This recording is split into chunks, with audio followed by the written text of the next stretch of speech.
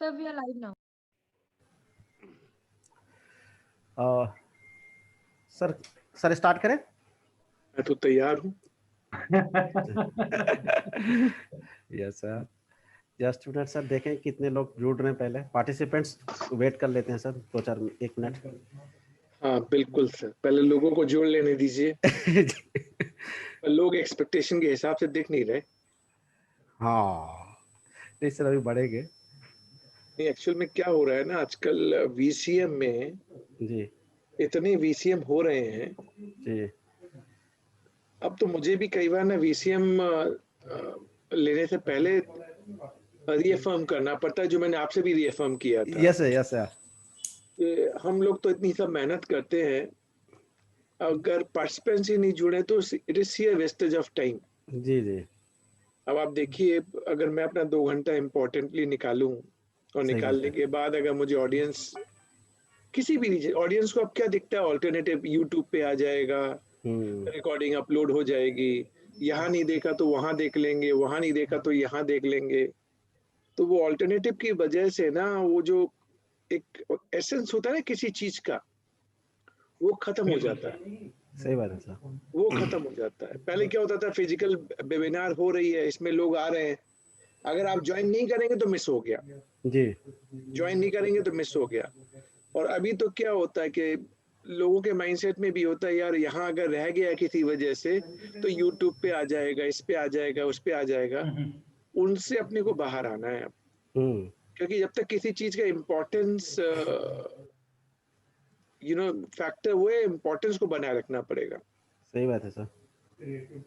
Sir जल्दी से corona को भगाओ और वापस वही फिजिकल मोड में आते हैं। मैं अकेला क्या करूं, करना तो हम सबको चाहिए। मैं आपसे भी कह रहा हूं, आप भी जल्दी से कोरोना भगाओ और जल्दी से फिजिकल मोड में आते हैं। आप मुझे बता दो कोई डेट, अगर आपके पास आई हो तो मैं भी अनाउंस कर दूंगा। दिनेश चांडक जी ने तो भगा दिया है अपना कोरोना। नहीं, वो इस तरह से है कि एक बार किसी को हो गया है तो वो ऐसा मानने लगे कि अब मुझे नहीं होगा, लेकिन ऐसा देखने में आया है कि जिनको हो गया उनको भी दोबारा हो रहा है। Yes sir, correct correct. तो आपको केयरफुल रहना पड़ेगा। आप ऐसा नहीं कह सकते कि बस ठीक है।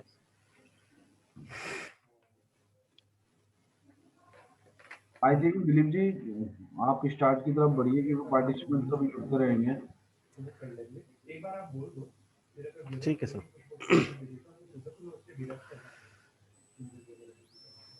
A very warm good afternoon to everyone. I, Dilip Kumar Singh, Secretary of Gautam Budh Nagar branch of CIRC of ICAI, welcome you all present here on the today's webinar on latest amendment and important issue in GST and input tax credit by Gautam Budh Nagar branch of CIRC of ICAI. Now it's time to begin the webinar, and for this, let me introduce and welcome our panelists. CA Girish Narang sir, immediate past chairman, executive committee member of Gautam Budh Nagar branch. CA Dinesh Chandak ji, Sikasa chairman of Gautam Budh Nagar branch. CA Mayank Garg, treasurer of Gautam Budh Nagar branch. CA Chaman Singh, vice chairman of Gautam Budh Nagar branch. And CA Tanuj Garg sir, chairman of our Gautam Budh Nagar branch. Now, I also welcome to our today's speaker, CA Bimal Jain sir. Thank you for joining, sir. And now I request to our branch chairman, CA Tanuj Garg sir, for his welcome address. Thank you Dilip भाई। First मैं आज के हमारे speaker विमल जैन जी का बहुत बहुत स्वागत करता हूं कि उन्होंने अपने एक बिजी शेड्यूल में से समय हमारे लिए निकाला और यहाँ पर हमारे बीच प्रेजेंट हुए हैं सर। और very very thank you sir. और मैं अपनी सारी कमेटी का, अपनी Dilip Singh ji secretary, vice chairman चमन जी, चांडक जी सिकासा चेयरमैन, गिरीश जी एग्जीक्यूटिव मेंबर, मैं ट्रेजरर, सभी का बहुत बहुत धन्यवाद करता हूं जो हमेशा मेरे साथ कंधे से कंधा मिला के हम सब लोग मिलकर एक अपनी ब्रांच की बेटरमेंट के लिए काम कर रहे हैं। देखो वैसे तो मुझे आज विमल जैन जी के और ऑडियंस के बीच में बिल्कुल आना ही नहीं है, लेकिन एक छोटा सा अनाउंसमेंट है, वो मैं उसे करके निकलना चाहूँगा सर। अभी हमारी जो ब्रांच है गौतम बुद्ध नगर ब्रांच, जो सेक्टर 12 में हुआ करती है, वो हम लोगों ने शिफ्ट करके उसे सेक्टर 62 में लेके गए हैं, कुछ थोड़े बेटरमेंट के लिए। और वो उसकी मेल्स और फॉर्मल आपके एड्रेस की जो डिटेल्स हैं वो आपके मोबाइल पर मेल पे सब पे पहुंचा रहे हैं हम लोग। और जिसको अगर कहीं कुछ एड्रेस के लिए कुछ भी समस्या है, फोन नंबर हमारे पुराने ही है जो ब्रांच पे पहले वाले थे वही वहाँ चल रहे हैं। तो किसी को कोई भी कैसी भी समस्या है ब्रांच को ढूंढने में तो वो किसी भी हमारे एग्जीक्यूटिव मेंबर से या मुझसे कांटेक्ट कर सकता है, कहीं कोई दिक्कत नहीं है। बस मैं अपनी गाड़ी को इतनी ही जल्दी विराम दूंगा क्योंकि विमल जैन जी को सुनने के लिए सभी उत्सुक रहते हैं, और इंक्लूडिंग भी जो हमेशा मतलब मैं तो जीएसटी का इनको बस पूरा ज्ञाता समझता हूँ और कुछ किसी को नहीं जानता है। तो मैं बीच में नहीं आते हुए मैं hand over the charge to the secretary Dilip ji, please. Thank you, Tanu sir. Now I request to our today speaker, CA Bimal Jain sir, for deliberation. Sir, welcome sir. Now platform is yours sir. और I think मेरे ख्याल से Bimal sir की introduction की जरूरत नहीं है, सभी लोग सर से अवेयर है, तो डायरेक्टली मैं रिक्वेस्ट करूंगा sir please join sir and start करूं? Yes sir. Yes, sir. चलिए, good afternoon. Good afternoon sir. Good afternoon, all the learned managing committee members, Dilip ji also, and all the distinguished members of Gautam Budh Nagar branch of CIRC ICAI, and all the learned members who are joining today. Topic कुछ भी हो, किसी पे भी बुलवा लीजिए, मैं तैयार हूँ। जी जो आपको चाहिए, जिसके बारे में चाहिए और जिस टॉपिक के बारे में आप जानना चाहें, but nevertheless the topic assigned to me, GST input tax credit and latest recent changes amendment. तो मैं टॉपिक को थोड़ा इंटरेस्टिंग भी बनाना चाहूंगा और ये भी चाहूंगा कि आप लोग पार्टिसिपेट भी करें और एंजॉय भी करें, क्योंकि देखिए जब आप पार्टिसिपेट करेंगे तो ये और एंजॉयबल होगा, and that will help us for each others understanding. Yes sir. तो चलिए स्टार्ट करते हैं। सबसे पहले मैं मेंबर से रिक्वेस्ट ये करूंगा कि आप मेरे साथ चैट बॉक्स में एक्टिव रहिएगा। जो आपके माइंड में आंसर आए वो आंसर आप दीजिएगा।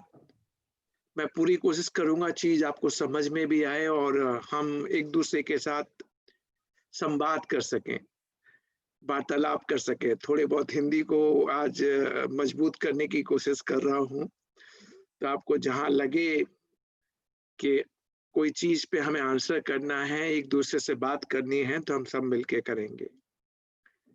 धन्यवाद देना चाहता हूँ कि कईयों ने अप्रिसिएशन लाइक देना स्टार्ट भी कर दिया। तो हमारे दीपक गुप्ता जी हैं, उनने भी कहा। तो दीपक गुप्ता जी नमस्कार, thank you very much.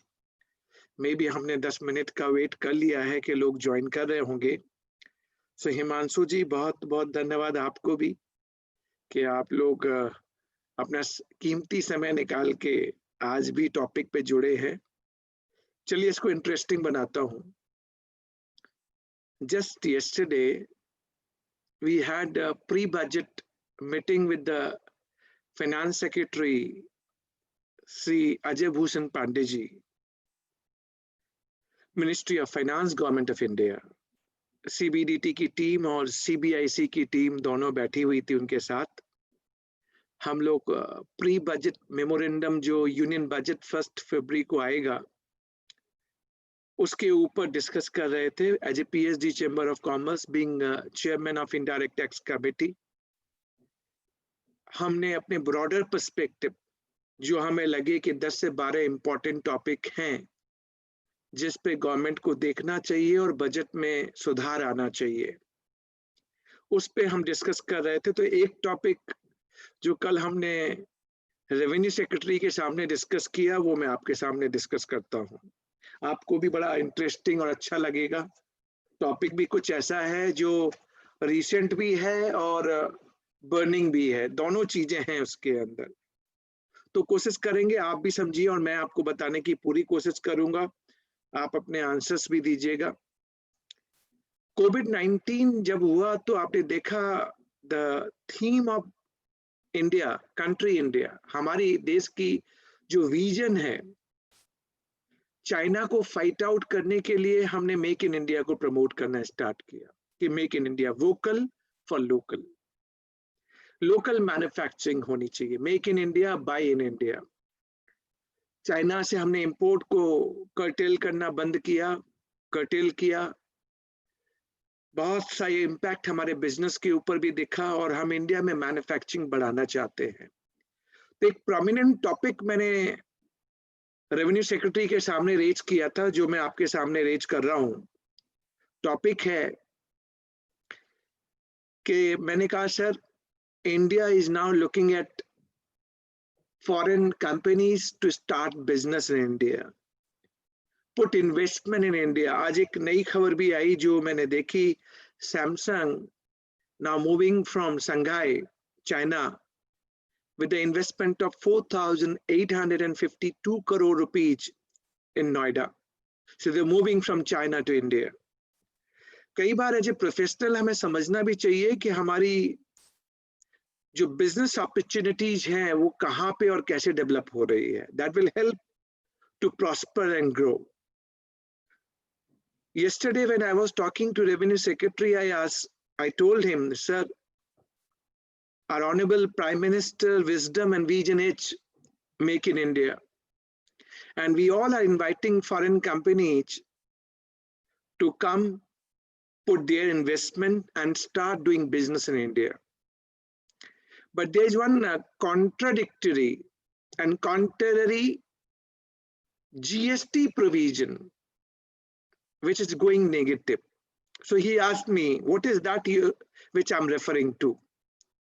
I clearly told him, sir, if foreign company before investing in India, they must be trying to see their sales promotion, business growth in India. Then only they will put their investment in India. For putting investment and doing business growth in India, definitely they will do certain initial preliminary activities. In preliminary activities, they may engage Bimal Jain. चलिए दिलीप जी का नाम ले लेते हैं, बिमल जैन को ये सब engage क्यों करें, या तनुज जी का नाम ले देते हैं, या चमन जी का नाम ले देते हैं, मयंक जी, हम इन चारों को इंगेज करते हैं। फॉरेन कंपनी है, इनने चारों को इंगेज किया, तनुज जी को, चमन जी को, मयंक जी को, दिलीप जी को, और इनसे कहा कि आप हमारे प्रोडक्ट का सेल्स एंड प्रमोशन इंडिया में कीजिए और बिजनेस ग्रोथ कीजिए, कस्टमर आइडेंटिफाई कीजिए जो हमारे प्रोडक्ट को खरीदेंगे। इंडिया में आने से पहले हम चाहते हैं इंडिया में हमारा मार्केट डेवलप हो जाए, तभी हम इंडिया में इन्वेस्टमेंट करेंगे। क्वाइट ऑब्वियस है, हम भी अपनी प्रैक्टिस जब स्टार्ट करते हैं तो एक ऐसे एरिया में स्टार्ट करते हैं जहां पे कुछ क्लाइंट हमें मिल जाए। तो फॉरेन कंपनी का भी यही टेक होता है। तो उन्हें आप चारों को काम दिया, आपने पूरा बिजनेस में उनका सेल्स प्रमोशन करना स्टार्ट किया, एक फीस निर्धारित हो गई, और फीस निर्धारित ऐसे हुई कि जो कस्टमर आप आइडेंटिफाई करेंगे उस कस्टमर को हम जब माल बेच देंगे तो उसका 10% या 15% जो भी बनेगा वो हम आपको दे देंगे। तो मान लीजिए आप लोगों ने अच्छा कस्टमर बेस बनाया, डेवलप किया, बाहर की कंपनी फॉरेन सप्लायर उनने माल सप्लाई किया इंडियन कस्टमर को, ट्रांजैक्शन हो गया, अब आपका 10% का कमीशन आना है क्योंकि आपने कस्टमर आइडेंटिफाई किया था, सेल्स प्रमोशन की थी। आप अपना इनवॉइस रेज करते हैं फॉरेन सप्लायर के ऊपर। सो आप इंडिया में हैं, चमन जी, दिलीप जी, आप लोग सब इंडिया में हैं, और आपका जो कस्टमर है वो इंडिया से बाहर है। आपको पेमेंट भी कन्वर्टेबल फॉरेन एक्सचेंज में मिलने वाला है, CFE। मेरा एक सिंपल क्वेश्चन आप सभी को है, आप सभी आंसर दीजिए, क्या इसको एक्सपोर्ट ऑफ सर्विसेज माना जाएगा? अगर आपको लगता है एक्सपोर्ट ऑफ सर्विस है, से yes in a chat box, और अगर आपको लगता है एक्सपोर्ट ऑफ सर्विसेज नहीं है तो ना कीजिए। तो मुझे चैट बॉक्स में आपसे आंसर चाहिए, यस या नो, और कुछ नहीं, जो आपके मन में आए वो बताइए कि हाँ ये एक्सपोर्ट ऑफ सर्विसेज है और एक्सपोर्ट ऑफ सर्विसेज नहीं है। और जिन चारों को मैंने काम दिलाया है उनको भी लिखना है। वो सिर्फ यहाँ थर्ड एम्पायर बनेंगे नहीं कि थर्ड एम्पायर बन गए हम तो सबके आंसर देखेंगे, नहीं नहीं, आप ही को ये बिजनेस मिला है और आपको ये रेम्युनरेशन मिलने वाली है, आपको बताना पड़ेगा कि आपकी एक्सपोर्ट ऑफ सर्विसेज है या नहीं है। क्योंकि अगर आपने गलत डिसीजन ले लिया तो आप 6,40,000 से 3,20,000 पे आ जाएंगे। तो अमिताभ बच्चन केबीसी में बोलते हैं ना कि अगर आपने गलती की तो आपके ऊपर 18% का जीएसटी लग जाएगा और वो आपको अपनी पॉकेट से देना पड़ेगा। तो केवीसी की तरह आपका इंटरेस्ट बनाने के लिए आप बताइए एक्सपोर्ट ऑफ सर्विसेज है या नहीं है। देखिए चैट बॉक्स में बहुत से लोगों ने, आई एम अप्रिशिएटिंग, आप सभी का मैं धन्यवाद देता हूं कि आप लोग चैट बॉक्स में एक्टिव हैं और चैट बॉक्स में आपने अपने आंसर डालना चालू कर दिया है। तो मे भी चमन जी हैं हमारे साथ। चमन जी हैं आप अपने को अनम्यूट कीजिए। तो मैं जो हमारे पैनलिस्ट हैं उनको भी पकड़ूंगा एक एक करके, जिससे वो भाग ना जाए वीडियो बंद करके। तो मयंक गर्ग जी भी हैं, ट्रेजर हैं, उनको भी पकड़ूंगा धीमे धीमे करके एक एक करके। तो चमन जी तो लगता है निकल गए, उनको कहीं जाना था। सर ये है चमन जी? Yes sir. अच्छा हैं, वाइस चेयरमैन साहब हैं हमारे। चमन जी एक्सपोर्ट ऑफ सर्विस है या नहीं है? नहीं है सर। आपके हिसाब से नहीं है, तो इस पे 18% का जीएसटी लगेगा? Yes sir. लगेगा। तो अब ये फॉरेन जो कस्टमर है उसको डबल टैक्स अवॉइडेंस एग्रीमेंट में भी कोई फायदा नहीं होना, क्योंकि जीएसटी का कोई क्रेडिट थोड़ी मिलता है उनकी कंट्री में। अगर इनकम टैक्स का टीडीएस होता तो डबल टैक्स अवॉइडेंस एग्रीमेंट में बेनिफिट मिल जाता। जीएसटी तो एडिशनल कॉस्ट है। तो ये प्रोविजन आपको सही लगता है या गलत लगता है? सर इंडियन गवर्नमेंट के लिए अच्छा है, ये उसको टैक्स की रिकवरी हो रही है। तो आप इंडियन गवर्नमेंट की तरफ से बोल रहे हैं कि एज ए चार्टर्ड अकाउंटेंट बोल रहे हैं या एज ए क्लाइंट बोल रहे हैं? अब देखिए मैं आपकी हेल्प करता हूं चमन जी, डोंट वरी, मैं आपकी हेल्प करता हूं। ये एक्सपोर्ट ऑफ सर्विसेज नहीं है। जिन ने ये कहा कि एक्सपोर्ट ऑफ सर्विसेज नहीं है, वो क्यों नहीं है वो बता दूं मैं आपको ये मालूम भी होना चाहिए। कल मान लीजिए किसी को आपको ओपिनियन देनी पड़े तो आपको ये मालूम होना चाहिए एक्सपोर्ट ऑफ सर्विसेज क्यों नहीं है। Under section 2 subsection 6 of IGST act, export of services के लिए 5 कंडीशन आपको सेटिस्फाई करनी पड़ती है। पहली कंडीशन, सप्लायर इंडिया में होना चाहिए, जो चमन जी हैं। रिसिपिएंट बाहर होना चाहिए, ये भी कंडीशन हमने सेटिस्फाई कर दी है। पैसा मुझे कन्वर्टेबल फॉरेन एक्सचेंज में मिलना चाहिए, ये भी हमने सेटिस्फाई कर दिया है। चौथा, we should not be merely establishment of distinct person, यानी हम हेड ऑफिस और ब्रांच वाला ट्रांजैक्शन नहीं होना चाहिए, वो भी हमने सेटिस्फाई कर दिया।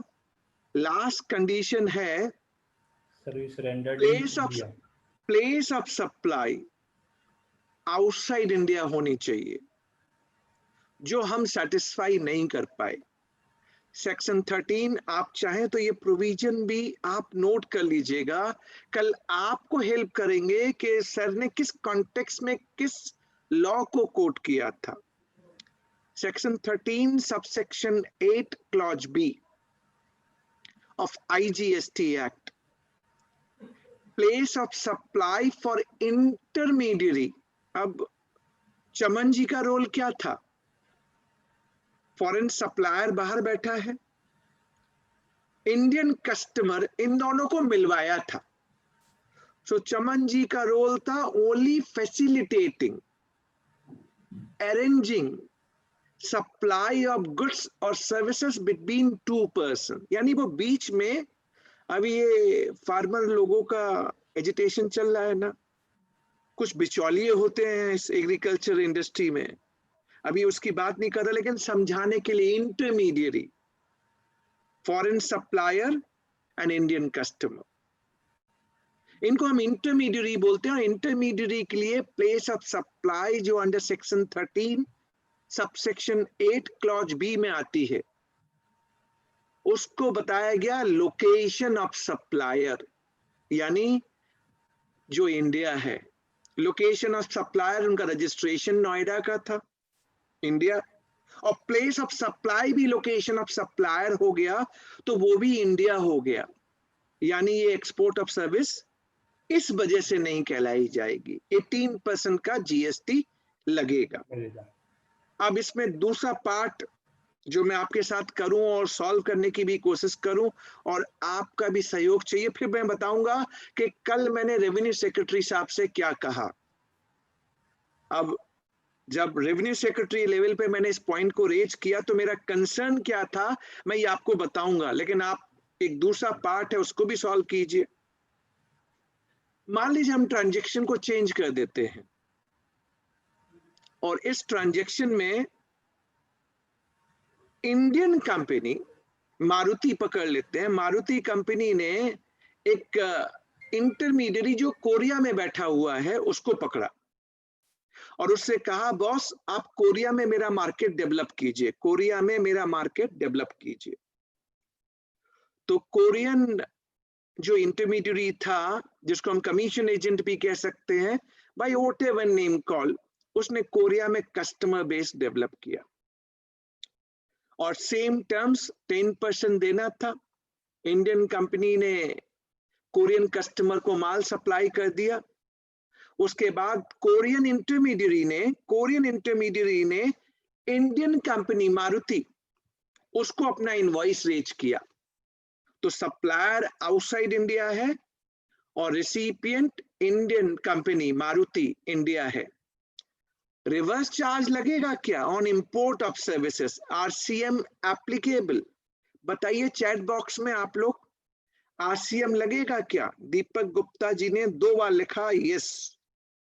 गुंजन अग्रवाल मना करते हैं, सुमित गर्ग यस कर रहे हैं, अंशुल यस कर रहे हैं, प्रदीप चौहान नो कर रहे हैं, शिवा सिंह यस कर रहे हैं, प्रेम नारायण। सो अब आंसर रिवर्स चार्ज के केस में लोगों का है, मेजॉरिटी जो कह रही है कि रिवर्स चार्ज में इंडियन कंपनी मारुति को जीएसटी पे करना पड़ेगा। तो चूंकि हमने चमन जी को आज इस टॉपिक के लिए सेलेक्ट किया है तो चमन जी से ही पूछते हैं पहले कि चमन जी आरसीएम लगेगा, रिवर्स चार्ज लगेगा? यस या? और पहले मैं आपको बता दूं, लगेगा सर इसमें, चमन जी एक मिनट, एक चीज मैं आपको बता दूं, कोई भी ये फील ना करे कि यार मेरा आंसर गलत हो गया तो सबको मालूम पड़ जाएगा। कुछ नहीं, पढ़ाई लिखाई जब करें ना तो ईगो और स्टेटस को ऊपर रख देना चाहिए पढ़ाई लिखाई करते वक्त। अगर ईगो और स्टेटस आप अगर अपने साथ हमेशा कैरी करेंगे तो पढ़ाई लिखाई नहीं हो सकती। पढ़ाई लिखाई के लिए बिंदास मन खोल के आपको मेरे साथ एंजॉय करना पड़ेगा। अब 2 घंटे का सेशन, कई बार क्या होता है पावर पॉइंट प्रेजेंटेशन स्टार्ट हुई और वो 1 साइडेड चल रही, आपकी समझ में आए तो अच्छा, नहीं आए तो अच्छा। और वीसीएम में तो सबसे अच्छा फायदा क्या है मालूम है? अपना नाम और मेंबरशिप नंबर डालिए, सीपीआर मिल जाएगा। दी बेस्ट आइडिया है। तो लोग क्या करते हैं, अपना नाम और अपना मेंबरशिप नंबर डालते हैं बार बार कि ठीक है यार सीपीआर मिलाना, खत्म नहीं करना है ऐसे। अगर विमल जी को सुनना है और वाकई सुनना है और वाकई कुछ सीखना है आज, तो अच्छी तरह से हमें करना पड़ेगा, समझ के करना पड़ेगा, जिससे मजा भी आए। अगर रेवेन्यू सेक्रेटरी के सामने क्वेश्चन मैंने रेज किया है तो छोटा मोटा क्वेश्चन तो नहीं है, बड़ा इशू है और आपको भी समझ में आना चाहिए बाकी ये बड़ा इशू है। तो चमन जी से मैं पूछ रहा था, आप चमन जी की भी बात सुनिए। चमन जी ने कहा रिवर्स चार्ज लगेगा, ऐसा ही कहा उनने। अब मैं आपको आंसर दे दूं, उसके बाद मैं आपको जस्टिफाई करूंगा। इस पे रिवर्स चार्ज नहीं लगेगा, आरसीएम नहीं लगेगा। तो मैंने सिर्फ चमन जी को आंसर नहीं दिया, मैंने आप सभी को आंसर दिया जिनने अभी कुछ देर पहले मुझसे कहा था कि रिवर्स चार्ज लगेगा। तो इंपोर्ट ऑफ सर्विसेज के लिए 3 कंडीशन होती हैं। जैसे अभी कमलांशु बोल के कोई है पार्टिसिपेंट्स जिनने चैट बॉक्स में आंसर डाला हुआ है, और चैट बॉक्स सबको दिख रहा है, एक दूसरे के आंसर सबको दिख रहे हैं। क्यों रिवर्स चार्ज नहीं लगेगा, सुनिए आप। रिवर्स चार्ज के लिए 3 कंडीशन सेटिस्फाई करनी है आपको। सप्लायर इंडिया से बाहर होना चाहिए जो है, रिसिपिएंट इंडिया में होना चाहिए जो है Maruti company, place of supply India में होनी चाहिए for reverse charge import of services, POS India में होनी चाहिए। लेकिन इस केस में पीओएस क्या हुई, सेम इंटरमीडिएट के लिए लोकेशन ऑफ सप्लायर जो इंडिया के बाहर है, यानी वो इंडिया में नहीं हुई, यानी इस पे रिवर्स चार्ज नहीं लगेगा। अब मैंने रेवेन्यू सेक्रेटरी साहब से क्या कहा, अब आप ध्यान से सुनिए। मैंने रेवेन्यू सेक्रेटरी साहब से यह कहा, सर जब मैं इंडिया से फॉरेन कंपनी को सर्विस दे रहा था, फॉरेन कंपनी अपना इंडिया में सेटअप करना चाहती है, इन्वेस्टमेंट करना चाहती है, और इंडिया चाहती भी है कि फॉरेन कंपनी चाइना से निकल के इंडिया में आके सेटअप करे। तो वो सेल्स प्रमोशन के लिए उनने चमन जी को अपॉइंट किया। चमन जी ने सेल्स प्रमोशन एक्टिविटी अंडरटेक की, और सर्विस भी उनने फॉरेन कंपनी को दी है, इंडियन कस्टमर को नहीं दी है, फॉरेन कंपनी को दी है। आप कहते हैं एक्सपोर्ट ऑफ सर्विस, नहीं है, क्योंकि आपने place of supply, location of supplier बना दिया था, तो वो इंडिया थी, तो ये एक्सपोर्ट ऑफ सर्विस नहीं हुआ। सर ये कंपनी कैसे इंडिया में आएंगी, कैसे इन्वेस्टमेंट करेंगी और कैसे बिजनेस स्टार्ट करेंगी, और 18% का जीएसटी उनको क्रेडिट नहीं मिलने वाली। और कन्वर्टेबल फॉरेन एक्सचेंज इंडिया में आ रहा है। चमन जी ने जो फॉरेन कंपनी को सर्विस दी, उसमें कन्वर्टेबल फॉरेन एक्सचेंज भी इंडिया को मिल रहा है। उसका रिवर्स केस जब मैं करता हूं, तो Maruti convertible foreign exchange India से बाहर भेज रही है, सीएफई बाहर जा रहा है, कोरियन इंटरमीडियरी को, कोरियन कमीशन एजेंट को, और रिवर्स चार्ज भी नहीं लगता। बट सर आपको ये ध्यान रखना पड़ेगा, मैंने यही बताया कि अगर आप फॉरेन कंपनी को इंडिया में बिजनेस सेटअप करवाना चाहते हैं, इन्वेस्टमेंट चाहते हैं, और चाहते हैं वो इंडिया में आके बिजनेस ग्रो करें, तो उनके लिए जो सेल्स प्रमोशन एक्टिविटी जो चमन जी का उदाहरण मैंने लिया उनने की, उसको एक्सपोर्ट ऑफ सर्विस बनाया जाना चाहिए। तो अगर बनाया जाना चाहिए तो मेरा सजेशन क्या हुआ होगा, चैट बॉक्स में बताइए मैंने उनसे क्या कहा होगा कि आप इस प्रोविजन को चेंज कर दीजिए। चैट बॉक्स में लिखिए आप लोग कि मैंने रेवेन्यू सेक्रेटरी को क्या कहा होगा कि क्या चेंज करना है आपको। एक्सपोर्ट ऑफ सर्विसेज में ये एक्सपोर्ट ऑफ सर्विस क्यों नहीं है ये मैंने आपको बता दिया। मैंने क्या कहा होगा, रजनी जी नहीं, रजनी जी एक ऐसी पार्टिसिपेंट्स हैं जिनने हमारा advance GST course Bimal Jain के साथ किया हुआ है। Rajni ji am I right? अगर आप सेम रजनी चिनारी जी हैं तो I am sure you are the same participants who did advance GST course with me. Yes, देखिए यानी नाम से भी मैं पहचानता हूं, मैंने देखा नहीं है, मुझे नाम याद है इसलिए मैंने आपको बताया। मैंने क्या कहा होगा, अभी तक मुझे वो आंसर मिलना चाहिए जिस आंसर की तलाश में हो। युवराज है, उनने आंसर दिया, प्रेम नारायण है, उनने कहा कंडीशन नंबर 5 को रिमूव नहीं किया जाना चाहिए। नहीं, मैंने उनसे कहा सर प्लेस ऑफ सप्लाई जो सेक्शन 13 सबसेक्शन 8 क्लॉज बी में आता है उसको आप हटा के डिफॉल्ट रूल में ले आइए, लोकेशन ऑफ रिसिपिएंट बना दीजिए। अगर आपने डिफॉल्ट रूल में डाल दिया तो लोकेशन ऑफ रिसिपिएंट करने से ये एक्सपोर्ट ऑफ सर्विस हो जाएगी और आपका रिवर्स चार्ज भी अकॉर्डिंगली एप्लीकेबल हो जाएगा। अब आप लोग को ये वाली बात मैंने समझा दी, आप लोग मुझे चैट बॉक्स में बताइए सभी मेरी ये वाली बात जो मैंने सजेशन, क्योंकि हम ऐसा नहीं होता कि आरएस के सामने गए और हमने पॉइंट रेज करना चालू कर दिया, हमें ये भी बताना पड़ेगा कि हम क्या सुधार, what amendment we are looking for.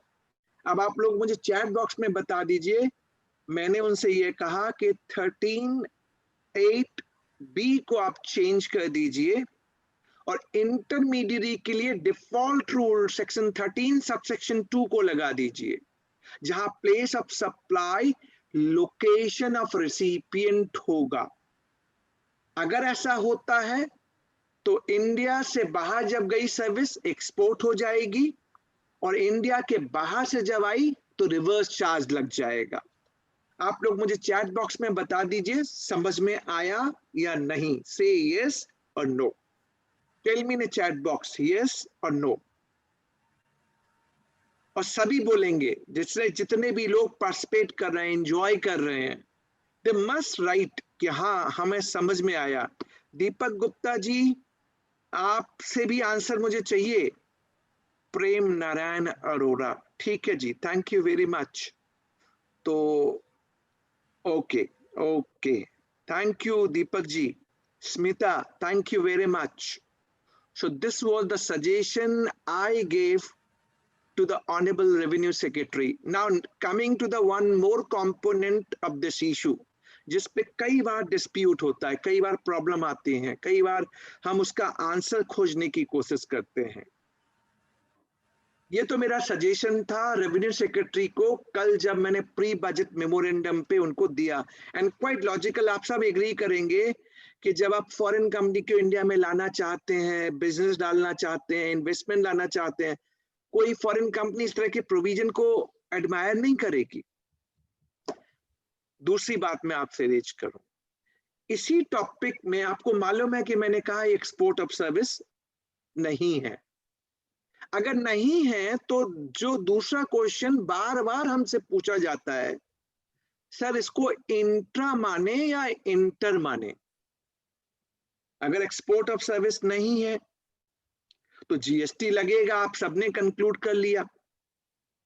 अब इसको इंट्रा माने C+S, क्योंकि लोकेशन ऑफ सप्लायर चमन जी का नोएडा था, प्लेस ऑफ सप्लाई भी लोकेशन ऑफ सप्लायर हो गया, वो नोएडा हो गया, यूपी हो गया। तो इसको इंट्रा माने या इंटर माने, बताइए। कि अच्छा, आप लोग सिर्फ चैट बॉक्स में इंट्रा या इंटर लिखेंगे, जिससे मुझे ये समझ में आ जाए आपका टेक ये है। ओके,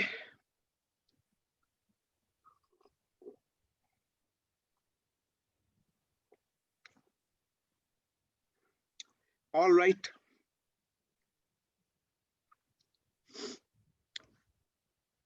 ठीक है, मैंने सभी के आंसर देख रहा हूं और मुझे सबसे अच्छा क्या लग रहा है अभी मालूम है, मुझे सबसे अच्छा ये लग रहा है कि आप लोग एकदम इस तरीके से पार्टिसिपेट कर रहे हैं जैसे हम लोग फिजिकल कोई सेमिनार कर रहे हैं। आपस में एक दूसरे से बात कर रहे हैं, समझ रहे हैं, एक दूसरे के आंसर देख पा रहे हैं। इससे अच्छा तरीका नहीं हो सकता। तो I M appreciating each one of you. Dispute है आज की डेट में। अगर लॉ की प्रोविजनिंग अगर आप देखें ना, लॉ की प्रोविजनिंग अंडर सेक्शन 7 सबसेक्शन 5, अगर लॉ की प्रोविजन देखें तो ये इसको इंटर माना जाना चाहिए, आईजीएसटी लगना चाहिए। और अगर आप एक फ्रीक्वेंटली आस्क्ड क्वेश्चन, एक बैंकिंग एंड फाइनेंशियल कंपनीज के लिए जब एफएक्यू सीबीआईसी ने इशू किए थे तो उन्होंने कहा था इसको इंट्रा मान लो, C+S। पर मैं आपको बताऊं, आप चाहे इंट्रा मानिए चाहे इंटर मानिए, दोनों केस में हमारा ऑब्जेक्टिव क्या है, जो एसजीएसटी कंपोनेंट है वो यूपी को जाना चाहिए, क्योंकि लोकेशन ऑफ सप्लायर यूपी है और प्लेस ऑफ सप्लाई भी हम यूपी मान रहे हैं। तो चाहे इंट्रा मानिए चाहे इंटर मानिए, यूपी एसजीएसटी यूपी को जाना चाहिए। इंट्रा मानेंगे तो वो यूपी को चला ही गया, इंटर मानेंगे तो आपको डाउट हो गया कि यार अभी यूपी को मिलेगा क्या।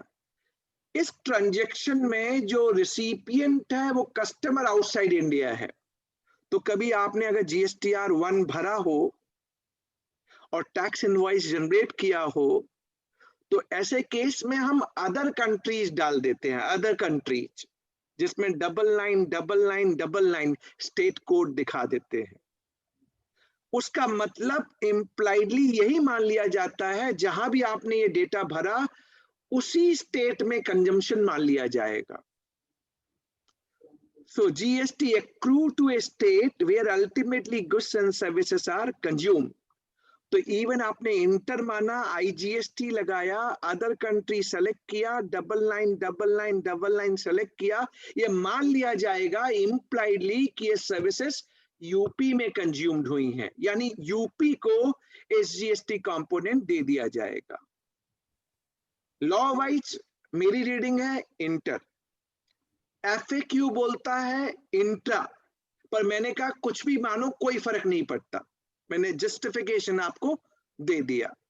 तो इस टोटल टॉपिक को मैंने 3 तरीके से आपके सामने प्रेजेंट किया, एक्सपोर्ट के पर्सपेक्टिव में, इंपोर्ट के पर्सपेक्टिव में, और एक बड़ा पॉलिसी डिसीजन हमें रेवेन्यू सेक्रेटरी को रेज करना था, बताना था कि सर आप चाइना से इंडिया लाने की बात कर रहे हो, पर एक छोटी सी चीज पे आप जीएसटी लगा देते हो जो उसकी सेल्स प्रमोशन है, जिसको वो जरूर डेवलप करना चाहेगा।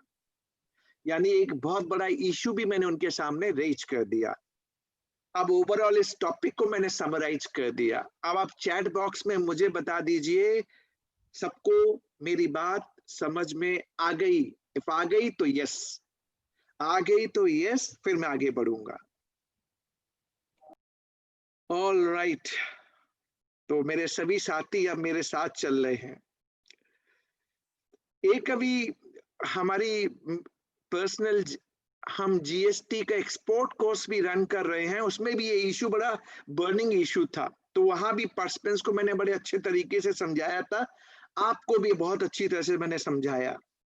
अब मैं दूसरा टॉपिक लेता हूं। दूसरा टॉपिक हमारे लिए 3 से 5 का सेशन है, 2 टॉपिक हो, 3 टॉपिक हो, 4 टॉपिक हो, लेकिन जो टॉपिक करेंगे पूरा करेंगे, अच्छी तरीके से करेंगे।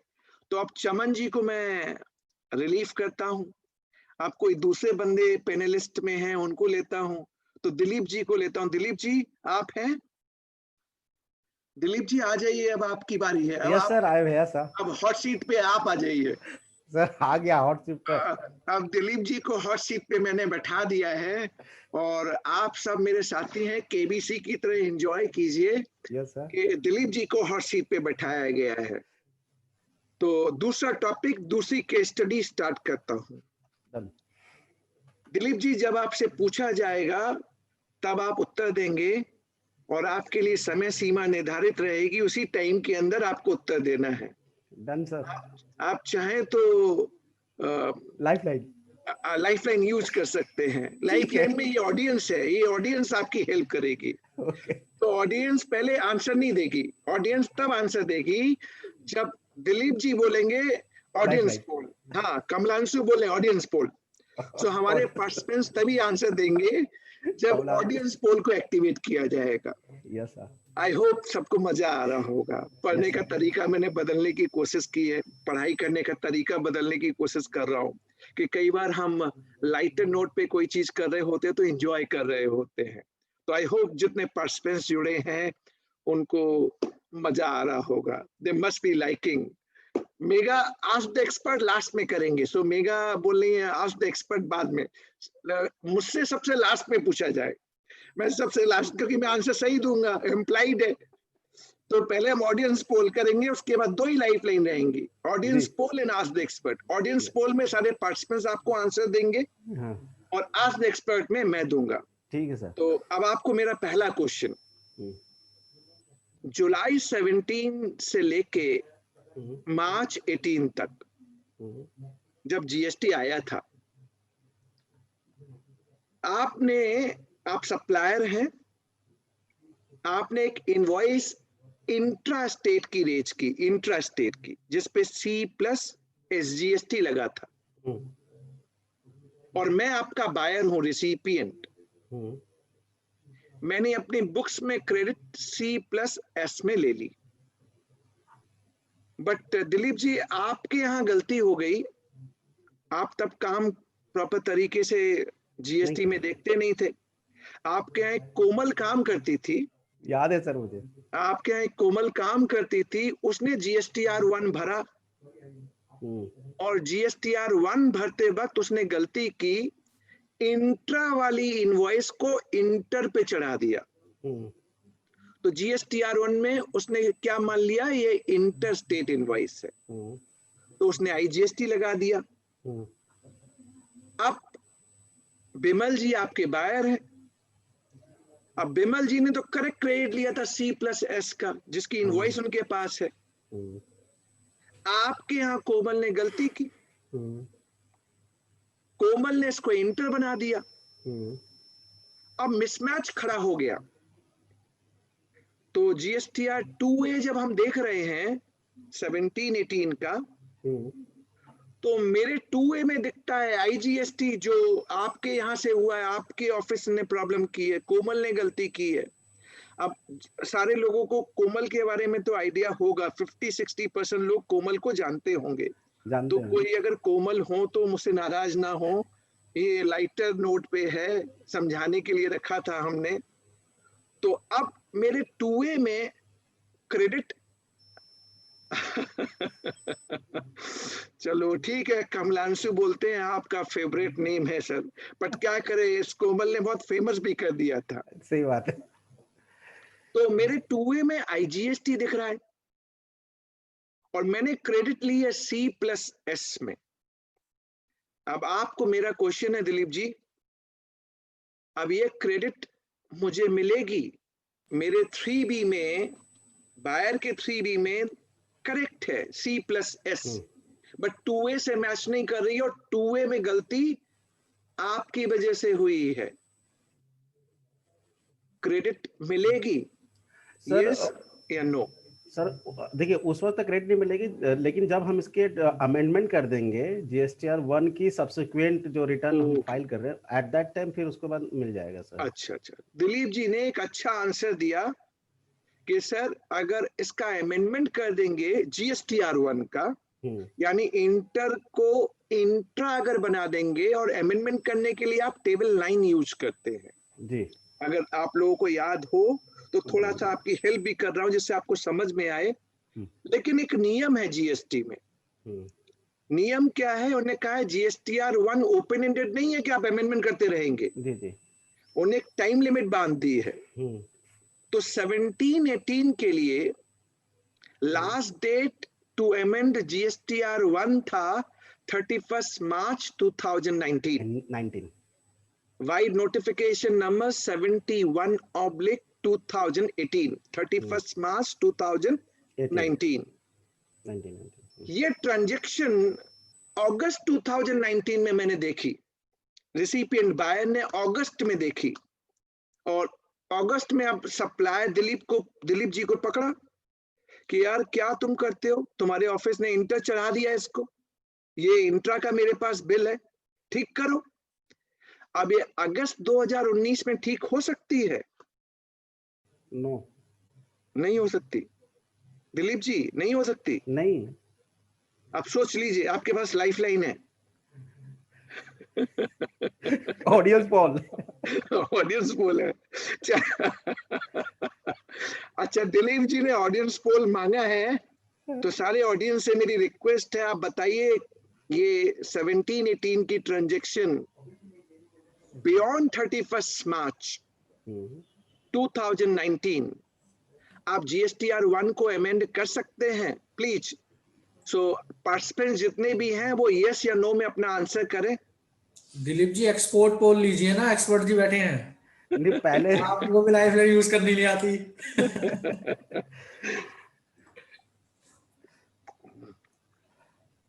चलिए, आंसर सभी के आ रहे हैं। I am thanking each one of you कि आप सब आंसर भी अच्छा कर रहे हैं और बता रहे हैं सारी चीजें। थैंकिंग यू कि आप लोग ये सारी चीजें अच्छी तरीके से डेवलप करने की कोशिश करें। आंसर नो में आया है। अब आप ऑडियंस पोल के साथ जाना चाहेंगे या आस्क द एक्सपर्ट करेंगे, बताइए। Sir final call ask the expert. तो आप ऑडियंस पोल के साथ नहीं जाना चाहेंगे? तो ठीक है, ऑडियंस आपके डिसीजन को, जो 90% हैं, दामोदर प्रसाद गुप्ता जी हैं, उनने भी कहा आस्क द एक्सपर्ट, लेकिन 90% लोगों ने कहा GSTR 1 अमेंड नहीं कर सकते। अब चूंकि आपने आस्क द एक्सपर्ट बोला है तो एक्सपर्ट को अब आंसर देने दीजिए। एकदम सिमिलर केस अभी एक मद्रास हाई कोर्ट में गया। जो मैंने फैक्ट आप सभी को बताए, ये फैक्ट नहीं है, एक केस था in Sun Dyechem has gone to Madras high court. तो मैंने आपको एक फैक्ट बताया और फैक्ट को एक हाई कोर्ट के जजमेंट से कोरिलेट किया, और अब आपको बता रहा हूं उस जजमेंट में हुआ क्या। दिलीप जी ने डिपार्टमेंट को लिखा कि सर मेरे से गलती हो गई थी, टू एरर इज ह्यूमन। कोमल ने रिटर्न भरा था, कोमल ने गलती कर दी सर, और मेरे लिए लास्ट डेट जो थी 31 मार्च 2019 वो जा चुकी है। आप काइंडली मुझे अलाउ करें कि मैं इसको अमेंड कर दूं। तो जब आप डिपार्टमेंट को लिखेंगे, क्वाइट ऑब्वियस डिपार्टमेंट आपसे आंसर यही देने वाला है कि दिलीप जी आपका समय निकल चुका है, अब आप अमेंड नहीं कर सकते। अब दिलीप जी के पास कोई चारा नहीं है। बिमल जी ने बोल दिया था ठीक करा नहीं तो तेरे पैसे रोक लूंगा, ठीक करा नहीं तो तेरे पैसे रोक लूंगा, तो मैं पैसे रोक के बैठा हुआ हूं। अब इनने क्या किया, और जिसके 10-10 करोड़ 15-15 करोड़ रुपए रुके हों वो कुछ ना कुछ तो करेगा ही करेगा। इनने एक रिट फाइल की मद्रास हाई कोर्ट में, और मद्रास हाई कोर्ट में रिट फाइल करके इनने ये आर्ग्यू किया और ये डिबेट किया कि सर ये टू एरर इज ह्यूमन, मुझसे गलती हो गई थी। और दो बातें उनने कोर्ट के सामने रखी, और वो दो बातें मैं आपके सामने रखता हूं। उन्होंने कहा जीएसटी लॉ में आईटीसी मैचिंग एंड मिसमैचिंग के लिए एक बेसिक कॉन्सेप्ट डेवलप हुआ था। कॉन्सेप्ट क्या था कि जो सप्लायर है वो GSTR 1 भरेगा bye 10th of next month. हाँ भरा था। उससे GSTR 2A ऑटो पॉपुलेट होगा रिसिपिएंट के लिए। अब मान लीजिए दिलीप जी ने गलती कर दी, इंट्रा की इनवॉइस इंटर चढ़ा दी, तो 2A में इंटर दिखेगा, है राइट? तो जो बायर है बिमल जैन रिसिपिएंट, उसके पास मौका होगा इसको ऐड या मॉडिफाई करने का, यानी मैं उसको करेक्ट कर सकता था, उस इंटर को फिर इंट्रा कर सकता था और फिर अपना GSTR 2 भरता मैं, अगर सिस्टम चलता तो, जो हमने पहले GST लॉ में इन्वेस्ट किया। तो मैं मॉडिफाई करता, तो GSTR 2 मैं 15th को भरता। जब GSTR 2 भरता तो ये GSTR 1A में दिलीप जी के लिए ऑटो पॉपुलेट हो जाता, क्योंकि दिलीप जी ने तो इसको इंटर डाला है और मैंने उसे इंट्रा कर दिया जो करेक्ट था। तो दिलीप जी को फिर देखना पड़ता, अरे मुझसे गलती हो गई, यानी उनको आइदर उसको एक्सेप्ट करना पड़ेगा या रिजेक्ट करना पड़ेगा, तब GSTR 3 भरा जाएगा। ये सिस्टम था जब GST इंट्रोड्यूस हुआ था, पर गवर्नमेंट ने GSTR 2 और 3 इंट्रोड्यूस ही नहीं किया। तो मैंने कोर्ट में आर्ग्यू किया, lordship, the missionary provision for ITC matching and mismatching was absent, and this GSTR 2A, where I could see the mistake was there, it only came sometime in 2019. It only came sometime in 2019, right? तो जब तक 2A नहीं आएगा तब तक तो हमें मालूम ही नहीं था कि प्रॉब्लम थी। 2A आया तभी मालूम पड़ा। 2A भी अभी 2019 में बियॉन्ड 31 मार्च डेवलप हो रहा है। सर हम क्या करें, हमारी गलती नहीं है सर। अगर हमने आईटीसी मैचिंग का जीएसटी रिटर्न का प्रोसेस फॉलो किया होता तो आज ये प्रॉब्लम नहीं आती। दूसरा 2A से लेट डेवलप हुए और ये ह्यूमन एरर है सर। मैंने डिपार्टमेंट को बताया भी मुझसे गलती हो गई है, आप मुझे करेक्शन करने का मौका दें। जब आईटीसी मैचिंग मिसमैचिंग का मिशनरी प्रोविजन नहीं है तब आप मुझे बाहर नहीं कर सकते और आप कोई कट ऑफ डेट भी नहीं बता सकते मुझे। यानी ये मुझे सहूलियत, इसीलिए मैंने रिट पिटीशन आपको डाली है माय लॉर्ड कि काइंडली आप मुझे परमिट करें। Judgment came and as per judgment it was stated that he is being allowed, Dilip is being allowed to file manual correct GSTR 1 and 3B, and respondent revenue was asked to take on record and do the correction internally. यानी इसका मतलब ये हो गया कि इस writ petition में petitioner को फायदा मिल गया। अब रेवेन्यू अगर GSTR 1 और 3B मैनुअली लेगा तो यानी मेरी सारी पुरानी जितनी दिक्कतें हैं सब ठीक हो गई। और होनी भी चाहिए क्योंकि आपने GSTR 2 और 3 इंट्रोड्यूस नहीं किया, गवर्नमेंट ने, जो होना चाहिए था आईटीसी मैचिंग के लिए। सेक्शन 37, 38, 39, 41, 42 इसी के ऊपर आपका जीएसटी रिटर्न डिपेंडेंट था। जब आपने आईटीसी मशीनरी प्रोविजन को एनेबल नहीं किया तो आप मुझे ब्लेम नहीं कर सकते। It is holding good and upheld bye honourable Madras high court. अब मान लीजिए आप सब तो रिट में नहीं गए हैं तो आपके पास ऑप्शन क्या है? अगर ऐसी गलती हो गई हो तो मैं आपसे रिक्वेस्ट क्या करूंगा मालूम है? आप अपने जुडिशनल अथॉरिटी को और बायर की जुडिशनल अथॉरिटी को इंटीमेट कीजिए कि ये इस पीरियड का रिटर्न था जिसको दिलीप जी अमेंड नहीं कर पाए बिकॉज ऑफ 31 मार्च 2019। हमारी करेक्ट ट्रांजैक्शन ये है और इसको ऐसे रीड किया जाए। दोनों को लिख दीजिए और ठप्पा लगवा लीजिए पुराने पीरियड के लिए। तो मेरे हिसाब से आपकी प्रॉब्लम का 95% निवारण हो जाएगा। And this argument which was taken in this judgment is really holding good क्योंकि आईटीसी मशीनरी प्रोविजन के लिए आपको जीएसटीआर 1, 2A, 2, 1A, 3 इंट्रोड्यूस करना था जो गवर्नमेंट ने नहीं किया। So tell me in a chat box, आपने ask the expert lifeline use की और मैंने आपको आंसर भी दे दिया। अब मैं सभी ऑडियंस से भी पूछूंगा और दिलीप जी तो हैं ही साथ में। आपको ये जजमेंट सुनने के बाद आपको क्या लगता है? Now the things looking, yes this is the logical one, ऐसे ही होना चाहिए। Tell me in chat box, ऐसे ही होना चाहिए ना? से यस और नो, से यस और नो।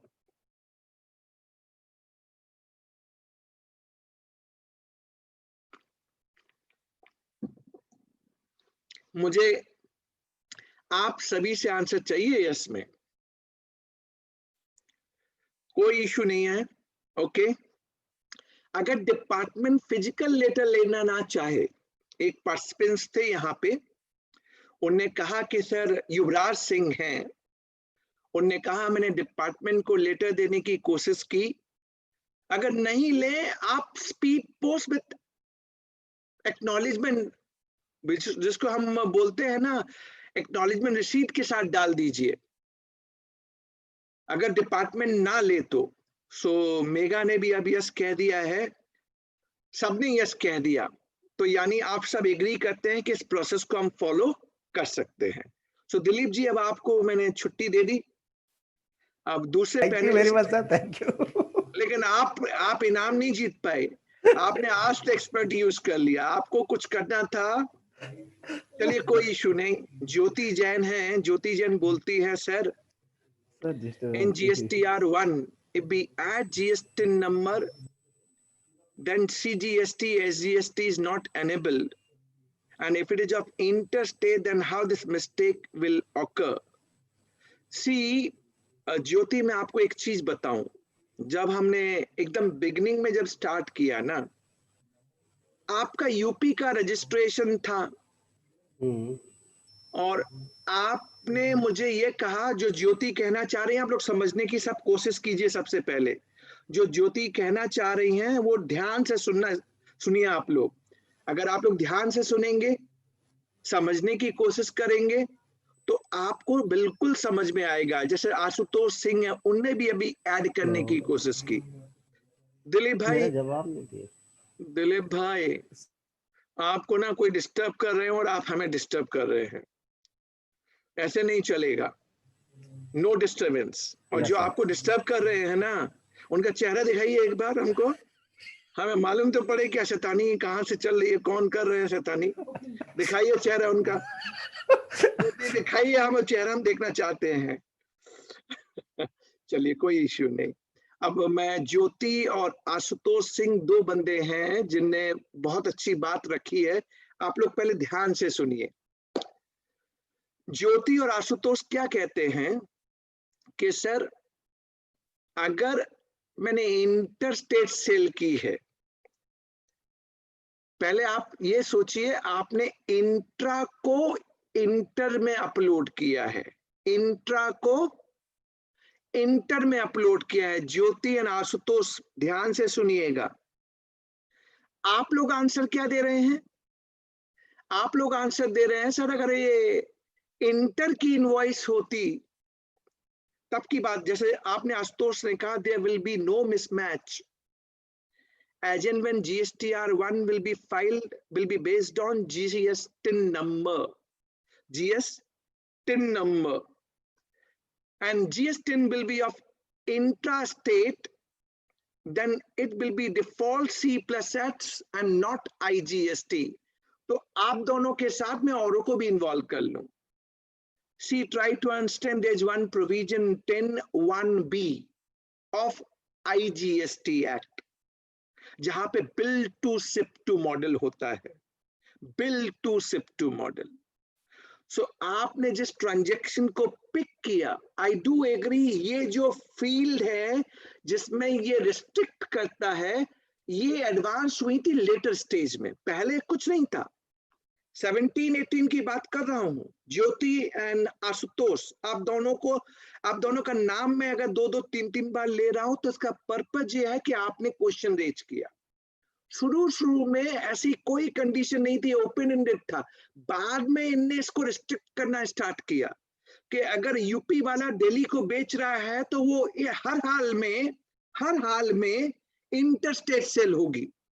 ये जो कंडीशन वाली फील्ड थी बाद में लगी थी, पहले नहीं थी। तो पहले हमसे गलतियां हुई हैं और गलतियां दिख रही हैं, ये उस टाइम के ट्रांजैक्शन है। तो ज्योति एंड आशुतोष प्लीज आप मुझे बता दीजिए, होप आप मेरी बात समझ गए होंगे, ये उस टाइम की ट्रांजैक्शन है। तो ज्योति ने ओके लिखा। एक आशुतोष है, आप भी समझ गए होंगे इस बात को कि मैंने आपको ये बताया। हम हर चीज को हमें देखना पड़ेगा। मैंने पीरियड क्या कहा था, जुलाई 17 टू मार्च 18।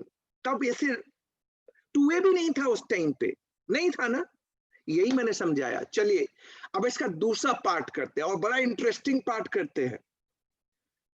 दिलीप जी ने इंट्रा की सेल को इंट्रा दिखाया, उनने कोई गलती नहीं की, उनकी तरफ से कोई गलती नहीं थी।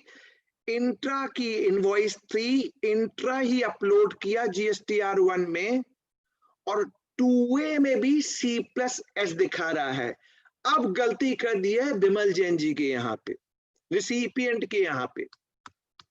मेरे यहाँ कोमल जो थी उसने क्या किया, उसने क्रेडिट ले ली IGST में और लेनी कहाँ थी, C+S में। Am I clear? So मैंने दोनों केस कवर करने की कोशिश कर रहा हूं। सप्लायर की गलती का पार्ट कवर कर लिया, अब रिसिपिएंट की पार्ट को कर रहा हूं। रिसिपिएंट के यहां गलती हो गई, उसने इस ट्रांजैक्शन को इंटर मान के आईजीएसटी क्रेडिट ले ली 17-18। अब मैं आपसे पूछना चाहता हूं, देखिए आपको जीएसटीआर 9 और 9C 18-19 का भरना है और लास्ट डेट है 31 दिसंबर 2020। आप मुझे बताइए, अगर 9 और 9C अगर आप 18-19 का आज फाइनल करते हैं और आपको दिखता है कि आपने क्रेडिट आईजीएसटी हेड में ले ली है और लेनी चाहिए थी C+S में, आप बायर हैं, सप्लायर ने कोई गलती नहीं की, सप्लायर ने जीएसटीआर 1 पे इंट्रा चढ़ाया, 2A में भी C+S दिख रहा है, गलती रिसिपिएंट के 3B में थी, उसने आईजीएसटी ले लिया। इसका सुधार कैसे किया जाए? इस क्वेश्चन को सुनिए और समझने की कोशिश कीजिए, जिससे आपको ये वाली बात समझ में आ जाए कि हाँ, इसका सुधार पॉसिबल है या नहीं है। माय आंसर, इसमें मैं दिलीप जी से भी नहीं, चलिए आप चाहते हैं तो इन्वॉल्व कर लेते हैं। दिलीप जी के अलावा भी कौन है हमारे साथ? सर मैं हूं सर अभी। नहीं, हम किसी दूसरे को लेते हैं, शिखा को ले लें। शिखा है? सिंघल मैम। मैम है आप? शिखा मैम आप हैं क्या? देखिए अब उन्होंने तो वीडियो भी ऑफ कर दिया है, ऑडियो भी ऑफ कर दिया है, बोले बस चलता रहेगा बचता रहेगा। मेरे यहाँ भी ना क्या है, आजकल सबके घर में ना बच्चे पढ़ रहे हैं।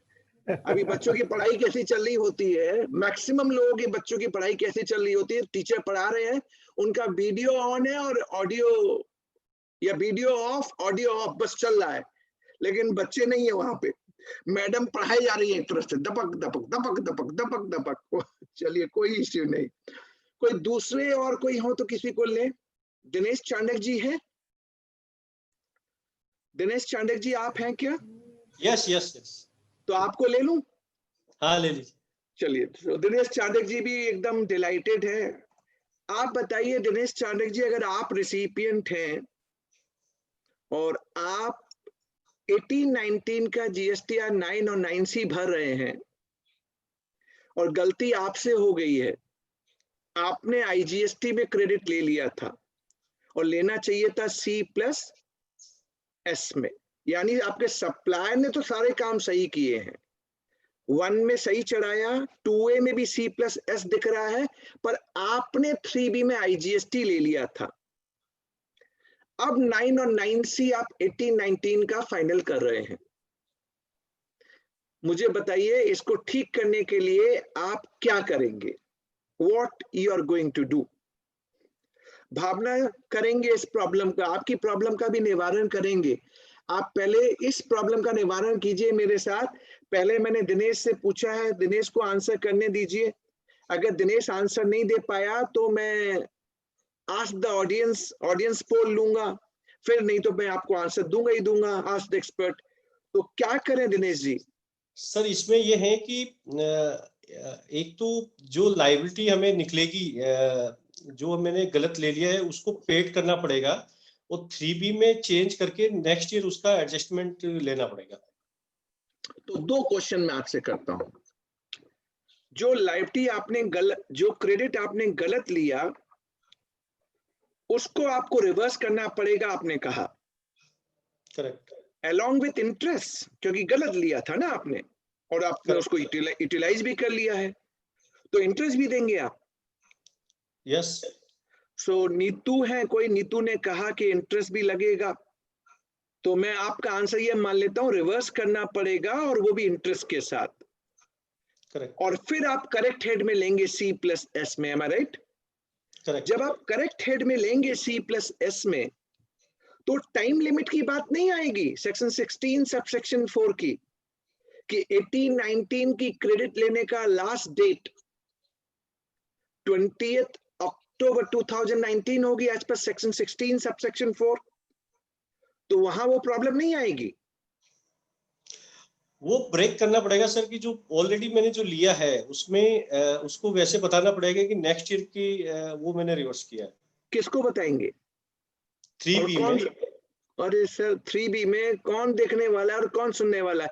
जीएसटीएन बाबा जो है ना, जीएसटीएन बाबा, आप जानते हैं ना जीएसटीएन बाबा को? जानते हैं। जीएसटी कॉमन पोर्टल, वो देख नहीं सकता, बोल नहीं सकता और सुन नहीं सकता। हम बताएंगे तो किसको बताएंगे? चलिए कोई इशू नहीं, कोई दिक्कत नहीं। अब मैं ऑडियंस को थोड़ा इन्वॉल्व करता हूं दिनेश जी। ठीक है। पहला ऑप्शन दिनेश जी ने हमें ये दिया, ऑडियंस आपका समय अब आ रहा है, तो अब आप तैयार हो जाइए आंसर देने के लिए। ऑप्शन 1 में दिनेश ने ये कहा कि सर जो आईजीएसटी की क्रेडिट मैंने गलत ली थी उसको मैं रिवर्स करूंगा, along with इंटरेस्ट करूंगा। तो पहले मैं पूछूं, रिवर्सल करना पड़ेगा? कितने लोग मानते हैं? से यस, अभी इंटरेस्ट की बात नहीं कर रहा। कितने लोग मानते हैं रिवर्स करना पड़ेगा? आप लोग ये बताइए, यस कहिए या नो कहिए, यस कहिए या नो कहिए। और कितने लोग मानते हैं कि रिवर्स along with इंटरेस्ट करना पड़ेगा? सो मे बी उसको भी आप आंसर दे दीजिए, रिवर्स along with इंटरेस्ट करना पड़ेगा। से यस और नो, यस या no in a chat box. Bhavna Kansal बहुत बड़ी पेनाल्टी लगा रही हैं, 24% का रेट लगा रही हैं वो, तो कि 24% का इंटरेस्ट लगने वाला है दिनेश भाई आपके ऊपर। चलिए अब मैं आंसर देता हूं। आज द एक्सपर्ट की लाइफलाइन दिनेश जी यूज करना चाहते हैं, उन्हें कह दिया है, तो इस आज द एक्सपर्ट की आप लाइफलाइन को यूज कीजिए। मैं आपको ऑप्शन 2 देता हूं, ना मैं रिवर्सल करूंगा ना मैं इंटरेस्ट का पेमेंट करूंगा। Neither I will reverse nor I will pay the interest, but I will do one adjustment. Listen carefully, क्या adjustment करने वाला हूं मैं। जब मैं जीएसटीआर 9 भर रहा होऊंगा 18-19 के लिए, तो टेबल 6A है जो जीएसटीआर 3B से ऑटो पॉपुलेट होती है। जितने लोग जानते हैं वो ठीक समझ जाएंगे मेरी बात। आपने आईजीएसटी में क्रेडिट ली थी, वो आईजीएसटी से ऑटो पॉपुलेट होगा, पर वो गलत है, होना चाहिए C+S। तो मैं क्या करूंगा, मैं टेबल 6B में जाके आईजीएसटी को माइनस करूंगा और C+S में वो अमाउंट चढ़ा दूंगा। First tips, minus IGST, add in correct hate C+S। ऐसा करने से मुझे अब क्या होगा, जब मैं टेबल 8A में जाऊंगा जीएसटीआर 9, 8A ऑटो पॉपुलेट होता है जीएसटीआर 2A से, करेक्ट। और 2A से जब ऑटो पॉपुलेट हो रहा होगा तो वहां तो C+S ही आ रहा होगा, क्योंकि सप्लायर ने तो सही चढ़ाया है। अब टेबल 8B आपका टेबल 6B से ड्रॉ होता है। अब 6B में आपने करेक्ट कर लिया, आईजीएसटी माइनस कर दिया, C+S ऐड कर दिया, और यही आपका वहां जाके मैच कर जाएगा टेबल 8B में। यानी आपका 2A वर्सेस क्रेडिट मैच कर गया, जो आप चाहते हैं, जो आप चाहते हैं। पर उस पीरियड का 3B आप रिवाइज नहीं कर सकते, क्योंकि पीरियड तो 18-19 का है ना, वो रिवाइज नहीं कर सकते। तो आप करंट मंथ दिसंबर 2020 का जो जीएसटीआर 3B होगा उसमें आप एडजस्टमेंट कर दीजिएगा, आईजीएसटी से माइनस और C+S में ऐड कर दीजिएगा। तो आपकी 9 और 9C 18-19 की 2A के साथ मैच कर गई, इंटरहेड एडजस्टमेंट हो गया। अब एक एडजस्टमेंट करें, इंटरेस्ट क्यों नहीं लगेगा? अगर मैंने यूटिलाइज कर भी लिया था आईजीएसटी का क्रेडिट, मान लेता हूं, तो भी मैं आर्गुमेंट ये डालूंगा तो भी मैं आर्गुमेंट ये डालूंगा कि सर अगर C+S की क्रेडिट होती उसको भी मैं यूटिलाइज करता, and C can be use C and I, S can be used for S and I, only C+S use नहीं हो सकता। तो यानी अगर मेरे पास सही करेक्ट क्रेडिट भी होती तो भी मैं यूटिलाइज करता, यानी ये सर रॉन्ग बकेट है, मैंने रॉन्ग बकेट IGST में डाल रखा था।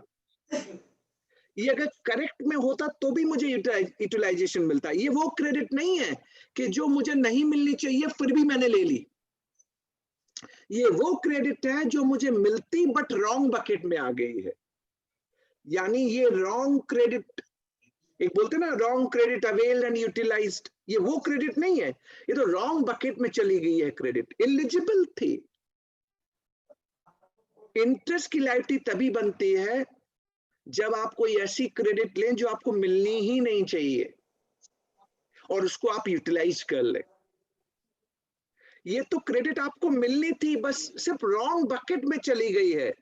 5 रुपए का नोट 5 रुपए के बक्से में नहीं जाके 2 रुपए के बक्से में चला गया है, इतना ही डिफरेंस और कुछ नहीं है। So to my mind, interest is not leviable. अब no loss of revenue, ठीक का कमलांशु मैं यही कह रहा हूं, नो लॉस ऑफ रेवेन्यू, यही मैंने आर्गुमेंट दिया। तो मैं ऑडियंस से सबसे पहले पूछूं, ऑडियंस से एक बात और कहूं फिर क्लोज करूंगा, इंटरेस्ट नहीं लगना चाहिए, इसको और भी इंडोर्स करने के लिए मैं एक आर्गुमेंट और देता हूं आपको। मान लीजिए कोई आउटवर्ड सप्लाई मैं इंट्रा की जगह इंटर ट्रीट कर लूं और GSTR 99C भरते वक्त मुझे मालूम पड़े मैंने गलती कर ली, इंट्रा की मैंने इंटर ट्रीट कर ली, तो सेक्शन 77 मुझसे क्या बोलता है, 77 सबसेक्शन 1 ऑफ CGST एक्ट क्या कहता है? वो ये कहता है कि बिमल जी आप करेक्ट लायबिलिटी पे कीजिए और जो आपने गलत पे किया है वो वापस ले लीजिए। जो करेक्ट आप पे करेंगे तो उस पे इंटरेस्ट लगेगा क्या? नहीं लगेगा। 77 सबसेक्शन 2 क्लियरली बोलता है इंटरेस्ट नहीं लगेगा। इसमें पीरियड ऑफ लिमिटेशन एप्लीकेबल होगा 2 साल का? नहीं होगा। सो यानी ये आर्गुमेंट आपके इस क्रेडिट वाले मैकेनिज्म में भी आ सकता है, मुझे क्रेडिट मिलनी थी, only wrong bucket, this is not the credit wrongly availed, it is only wrong bucket, no loss of revenue, I will go with the Kamlanshu. Wrong bucket यानी मेरे पास लास्ट चांस था कि मैं 99C में करेक्ट कर लूं, जो मैंने कर लिया। मैं 3B को भी रिवाइज कर देता अगर 3B मुझे रिवीजन ऑप्शन अवेलेबल होता उस पीरियड का, पुराने पीरियड का। नहीं है तो मैं दिसंबर का जो GSTR 3B है उसको करेक्ट कर रहा हूं। अब मुझे बताइए, मैंने सारे मैटर को सॉल्व कर दिया। सो दिनेश आपको ऑप्शन 2 दिया मैंने, आप ऑप्शन 1 पे वर्क कर रहे थे। अब आप लोग मुझे सब बताइए चैट बॉक्स में, प्लीज चैट बॉक्स में बताइए कि आपको मेरी बात समझ में आ गई और ऑप्शन 2 से इंटरेस्ट की लायबिलिटी भी नहीं आई। Please tell me yes in a chat box, और मजा आया तो you can always say sir very good, we got good explanation and good answer also, which is practical issue as on date, please in a chat box.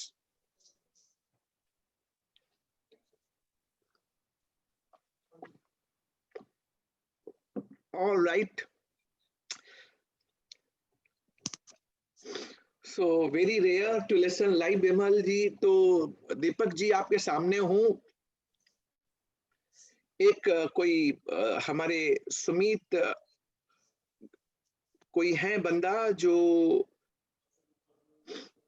चलिए एक है, उनका कहना ये है, एक SU सुमित, क्या नाम है उनका, देखिए मैं जरा ऊपर जाता हूं चैट में, उनने कॉपी पेस्ट किया है, कोई SU के नाम से है।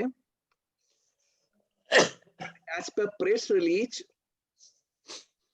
Input tax credit can not be taken in GSTR 9। Hence, credit as per GSTR 9 and 3B will not match. SU, पहले आपका नाम क्या है, पहले अपना नाम बताइए, फिर मैं आपका आंसर देता हूं। SU बोल के जिनने कमेंट डाला है वो अपना शुभ नाम का उच्चारण करें। सुमित गर्ग। सुमित जी, मैंने क्रेडिट GSTR 9 में नहीं ली, आप कहाँ हैं? पहले जागिए, अपने ईयर्स, आईज, सेंसस ओपन करना जरूरी है। मैंने GSTR 9 में सिर्फ करेक्शन एंट्री डाली है। इसका करेक्शन मैंने करंट मंथ दिसंबर 2020 के GSTR 3B में डाला है। पुराने पीरियड का मैं रिवाइज नहीं कर सकता था सुमित, नहीं कर सकता था, तो आप भी जानते हो नहीं कर सकता था। अगर ये ऑप्शन मुझे अवेलेबल होता तो मैं पुराने पीरियड का 3B रिवाइज करता, 3B, और 3B में ही क्रेडिट ली जाती है, सबको मालूम है। आपने भी सही कहा, मैंने सिर्फ 9 और 9C में उसे करेक्ट किया, पर उसकी कॉरेस्पॉन्डिंग इफेक्ट को करंट मंथ के GSTR 3B में लिया, करंट मंथ के। ओह सुमित, अब देखो, अगर आप बोलोगे ओके अंडरस्टूड सर, तो थोड़ा सा मैं पेनाल्टी लगाना चाहता हूं आपके ऊपर, थोड़ी पेनाल्टी लगाना चाहता हूं। क्यों लगाना चाहता हूं मालूम है? कई बार हम कई चीज को थ्रो करते हैं, थ्रो करने से हर चीज नहीं मिलती है। हमें थोड़ा सा बेसिक, जब मैं टॉपिक डिस्कस कर रहा हूं ना, तो उस टॉपिक में इन होने की कोशिश कीजिए। अब देखिए, आप देख रहे हैं मैंने कोई पावर पॉइंट प्रेजेंटेशन नहीं कर रहा, आप लोगों को इन्वॉल्व कर रहा हूं। क्यों कर रहा हूं? कि अगर आप अपने आप को उस पोजीशन में डालेंगे तो आपका, जैसे इससे पहले भी एक क्वेरी आई थी, कोई आशुतोष थे और ज्योति थी, उनने डाला था, तो मैंने उनको बताया, अरे डियर समझने की कोशिश करो। तो ऐसे आप लोग अपने आप को जब इन करेंगे किसी की प्रॉब्लम में ना, तो आपको आंसर अच्छी तरह समझ में आएंगे। जब तक आप दूर बैठ के क्वेश्चन देखेंगे नहीं समझ में आएगा। तो I hope in all, Sumit Garg ने पूछा, सुमित को मैंने आंसर भी दे दिया। आप सब मुझे बताइए, तीसरी केस स्टडीज पे आगे बढ़े, से यस। थर्ड केस स्टडीज, आगे बढ़े थर्ड की ओर। ठीक है दिनेश जी, अब आप एंजॉय करें, अब हम किसी और पार्टिसिपेंट्स को पकड़ते हैं। Okay sir. शिक्षा मैम आ गई क्या? शिक्षा का वीडियो ऑन हो गया है। एक शिक्षा को साथ लेना चाहता था मैं। शिक्षा आ गई हैं क्या? अगर आ गई हैं तो प्लीज। आ गई हैं, चलिए मैम, बहुत अच्छा। हम आपको खोज रहे थे इससे पहले, और आप सिर्फ वीडियो ऑफ, ऑडियो ऑफ। तो मुझे तो वो बच्चों वाली BCM याद आ गई, CPRs वाली। चलिए एक क्वेश्चन आपके साथ करें, may be last case study रहेगी आज की लास्ट केस स्टडी, और उसके बाद थोड़ा बहुत जो समय होगा मैं अपनी बातें रखूंगा आप लोगों के सामने। तो third case study, enjoy the experience of GST learning, जो मैं चाहता हूं कि आप लोग एंजॉय करें। तो मैं कोशिश भी यही करता हूं कि इसी तरीके से आपको दूं कि जिसमें आपको मजा आए, बिंदास मजा आए। लास्ट वन, पहले मैं Deepak Gupta ji, sir please some question answers. अरे दीपक बाबा, मैं कहाँ मना कर रहा हूं कि मैं, समय होगा तो बिल्कुल आंसर करने की कोशिश करूंगा। अल्टीमेटली मेरा ऑब्जेक्टिव क्या होता है दीपक मालूम है? मेरा ऑब्जेक्टिव होता है कि अपनी फ्रेटर्निटी को, my own fraternity, we are proud of, हम हेल्प करें जितना बेस्ट हो सके, जितना हम बेस्ट कर सकते हैं उतना हमें करना चाहिए। तो देखिए, मैंने पैनलिस्ट में भी 2-3 लोगों को चुना, उनसे 101 मैंने क्वेश्चन बात की, आप लोगों को भी इन्वॉल्व करके चल रहा हूं। तो मैं तो ये चाहता हूं कि जब आप ऐसे VCM करें तो आपको लगे VCM तो इतने सारे हो रहे हैं, लेकिन इस VCM में डिफरेंट क्या हुआ? कैसे मजा आया, किस तरीके से हमने एंजॉय किया, कैसे हमने लॉ को पढ़ा, प्रैक्टिकल क्या है। मैं तो always distinct, unique and different, I keep the track word, distinct, unique and specialised one. Okay, चलिए next one. So Shiksha ma'am, आपसे पहला क्वेश्चन, आप मेरे सप्लायर बन जाइए। शिक्षा मैम, आप कहाँ गए? आपको आना पड़ेगा, आवाज ऑन कीजिए। जी सर। आवाज ऑन कीजिए। हाँ, ऑन है सर। आप मेरे सप्लायर बन जाइए जी सर। और हम सब आपके बायर हैं, जी। ठीक है? आपने 10 लाख रुपए का एक इनवॉइस रेज किया और उस पे IGST चार्ज किया। जी। हम सब ने आपको पेमेंट भी कर दिया। जी। अब थोड़ी देर के लिए मैं आपके ऊपर ब्लेम डालने वाला हूं, आप तैयारी कर लीजिए। आप थे कि आपने ये पैसा गवर्नमेंट को जमा नहीं कराया। You are the person as a defaulting supplier, personally कुछ नहीं लेना है मैम, जी। जी ठीक है? सर। हाँ, so you are the defaulting supplier जी। who even after collecting the money did not deposit the money to the government exchequer.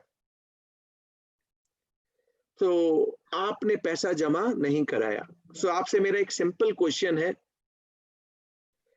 चोरी अगर किसी ने की है तो वो सप्लायर ने की है। मैं नहीं कह रहा आपने, सप्लायर ने की है। रिसिपिएंट जो बायर है वो तो बोना फाइड है, ऑनेस्ट है। क्या उसकी क्रेडिट डिनाई हो सकती है for fault of yours, for fault of supplier, for non payment of taxes? Please बताइए, हो सकती है? whether credit can be denied in the hands of recipient, buyer? Sir 2A में टैक्स क्रेडिट नहीं आएगा तो नहीं मिलेगा सर। अब उसका भी आंसर कर दूं मैम। आप स्मार्ट थी, आपने क्या किया, आपने GSTR 1 तो भर दिया। 1 भरने से मेरे 2A में आ गया, जी। पर 3 भी आपने नहीं भरा। अब बताइए, अब मुझे क्रेडिट मिलेगी या नहीं मिलेगी, हाँ या ना? मेरे 2A में दिख रहा है, जी। बट आपने टैक्स का पेमेंट नहीं किया, मिलेगी या नहीं मिलेगी?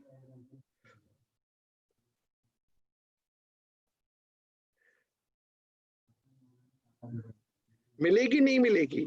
मिल जानी चाहिए सर। आपके साथ ऑफिस में कोई बैठे हुए हैं, राइट? और आपको फीड कर रहे हैं और आपको गाइड कर रहे हैं कि हाँ हाँ बोल, ऐसा हो जाएगा। M I right? आप एक बार परिचय कराएं, अगर वो ऑफिस में ही है, कोई भी है जो आपको गाइड कर रहे हैं, परिचय कराएं। Can I see him? Yes sir. Yes yes. हाँ जी, नमस्कार, कैसे हैं आप? बढ़िया सर। तो आप मैम के कोमल हैं, मैम के ऑफिस के कोमल।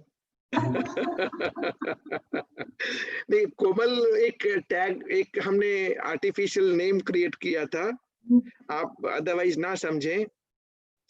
तो आपके हिसाब से क्रेडिट मिल जाएगी, मुझे बायर को मिल जाएगी।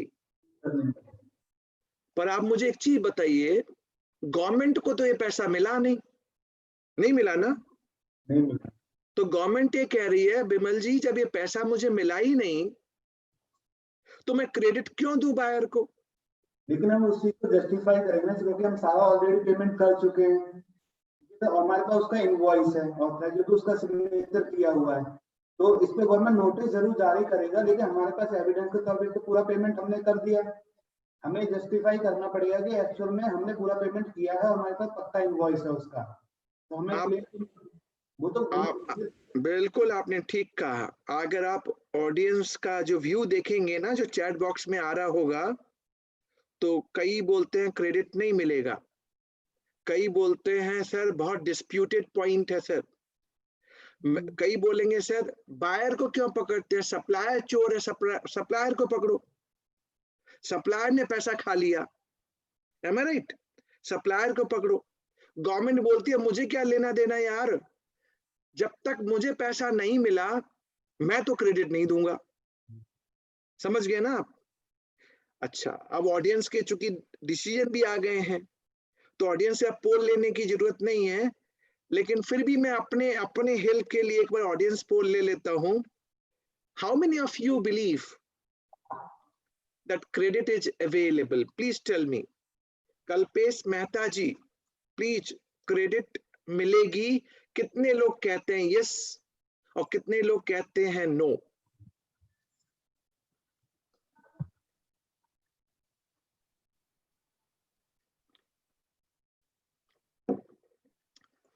ओके, यस नो, ठीक है।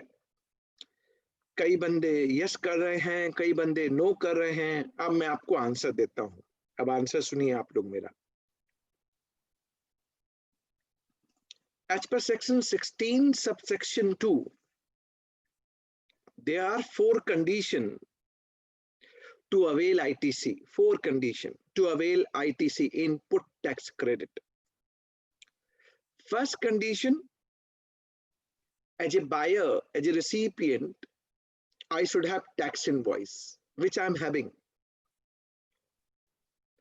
Second, I must, as a recipient, as a customer, I must have received goods and services, which is also satisfied. Third condition, my supplier is, मेरे supplier इस case में है शिखा, उनने tax का payment कर दिया हो। पर सबसे बड़ा कल्प्रिट अभी कौन है? सप्लायर। पैसा मुझसे ले लिया पर आगे जमा नहीं किया, तो ये बोलता है बिमल क्रेडिट नहीं मिलेगी बायर को, रिसिपिएंट को क्रेडिट नहीं मिलेगी। लॉ तो यही कहता है। एंड चौथा, रेगुलरली रिटर्न भरता हो। कौन भरता हो? सप्लायर या recipient? As per section 16 subsection 2 clause D, who is regularly filing return, supplier or recipient? बताएं चैट बॉक्स में, पूछ रहा हूं मैं आप लोगों से। आप लोग बताइए चैट बॉक्स में, सेक्शन 16 सबसेक्शन 2 क्लॉज डी किसकी बात करता है? सप्लायर की या रिसिपिएंट की? तो आप लोग आंसर जिन जिन के जो भी हैं वो करेक्ट कर लीजिएगा, जो गलत कह रहे हैं, और जो सही कह रहे हैं वो अपने आप को पिट कीजिएगा अच्छी तरह से। रिसिपिएंट रेगुलरली रिटर्न भरता हो, प्रोविजन ये है। इसमें एक कंडीशन सेटिस्फाई नहीं हुई, और वो नहीं हुई कि सप्लायर ने टैक्स का पेमेंट नहीं किया।